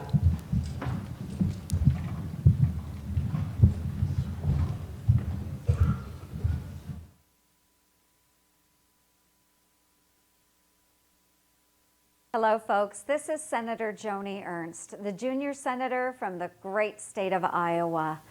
Well, I'm sorry I can't be with you all in person today. I'm glad to be able to say a few words during this important event. As a survivor of sexual assault and someone who has made combating this issue one of my top priorities as a United States Senator, I am so grateful to all of you for participating in this conference. Sexual assault and harassment has plagued our society and impacted the lives of so many people across our nation, particularly those at our colleges, universities, and service academies. During my time at Iowa State University, I served as a volunteer counselor at a crisis center that provided shelter and support to survivors of abuse and sexual assault. I heard so many gut-wrenching stories of women and men fleeing abusers, suffering not just physically, but emotionally and spiritually as well. Unfortunately, many years later, these same stories continue to infect our college campuses. Just recently, an annual report from the Department of Defense detailed an increase in sexual assault reports at our U.S. military academies. While it's a good sign that more victims are starting to report these horrific instances, there's more we need to do to address these trends. We have got to continue to work on preventing sexual misconduct, no matter where it is in the first place. The young men and women across our country, like my daughter Libby, a cadet at West Point, deserve better. And that's why I'm committed to working together across the aisle in Washington, in partnerships with state and local government, and with folks like all of you to combat sexual assault and harassment on college campuses and beyond. Last year, I joined a Democratic senator from New York, Kirsten Gillibrand, to reintroduce bipartisan legislation that protects students and strengthens accountability and transparency at colleges and universities. Our bipartisan measure will make campuses safer and ensure victims are fairly heard by changing the way our universities handle sexual assault cases. And just last week, I led a bipartisan group of senators in calling for a briefing from the Pentagon and answers on what actions the Pentagon plans to take to address the spike in reports of sexual assault at our military academies.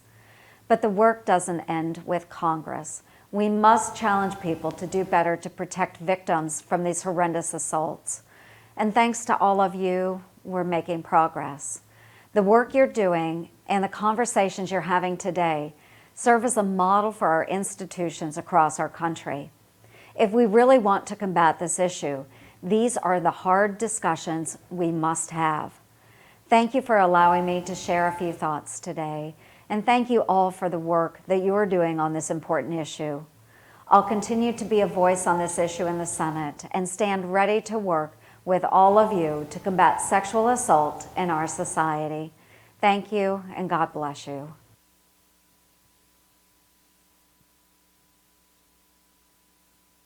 This concludes the morning general session. But before we adjourn, I'd like to especially recognize for the people who've been joining us through live stream, thank you for the important conversation that we've been having. On behalf of our hosts, President Stokes, the University of New Mexico, the Secretary, and the Department of the Navy, we all appreciate your effort and your commitment. We ask that you continue to have this conversation. Those of us in the room will be doing that for the rest of the day. But throughout that and beyond that, and we look forward to seeing you at the national discussion, which will be held at West Point the first weekend of April. So thank you very much.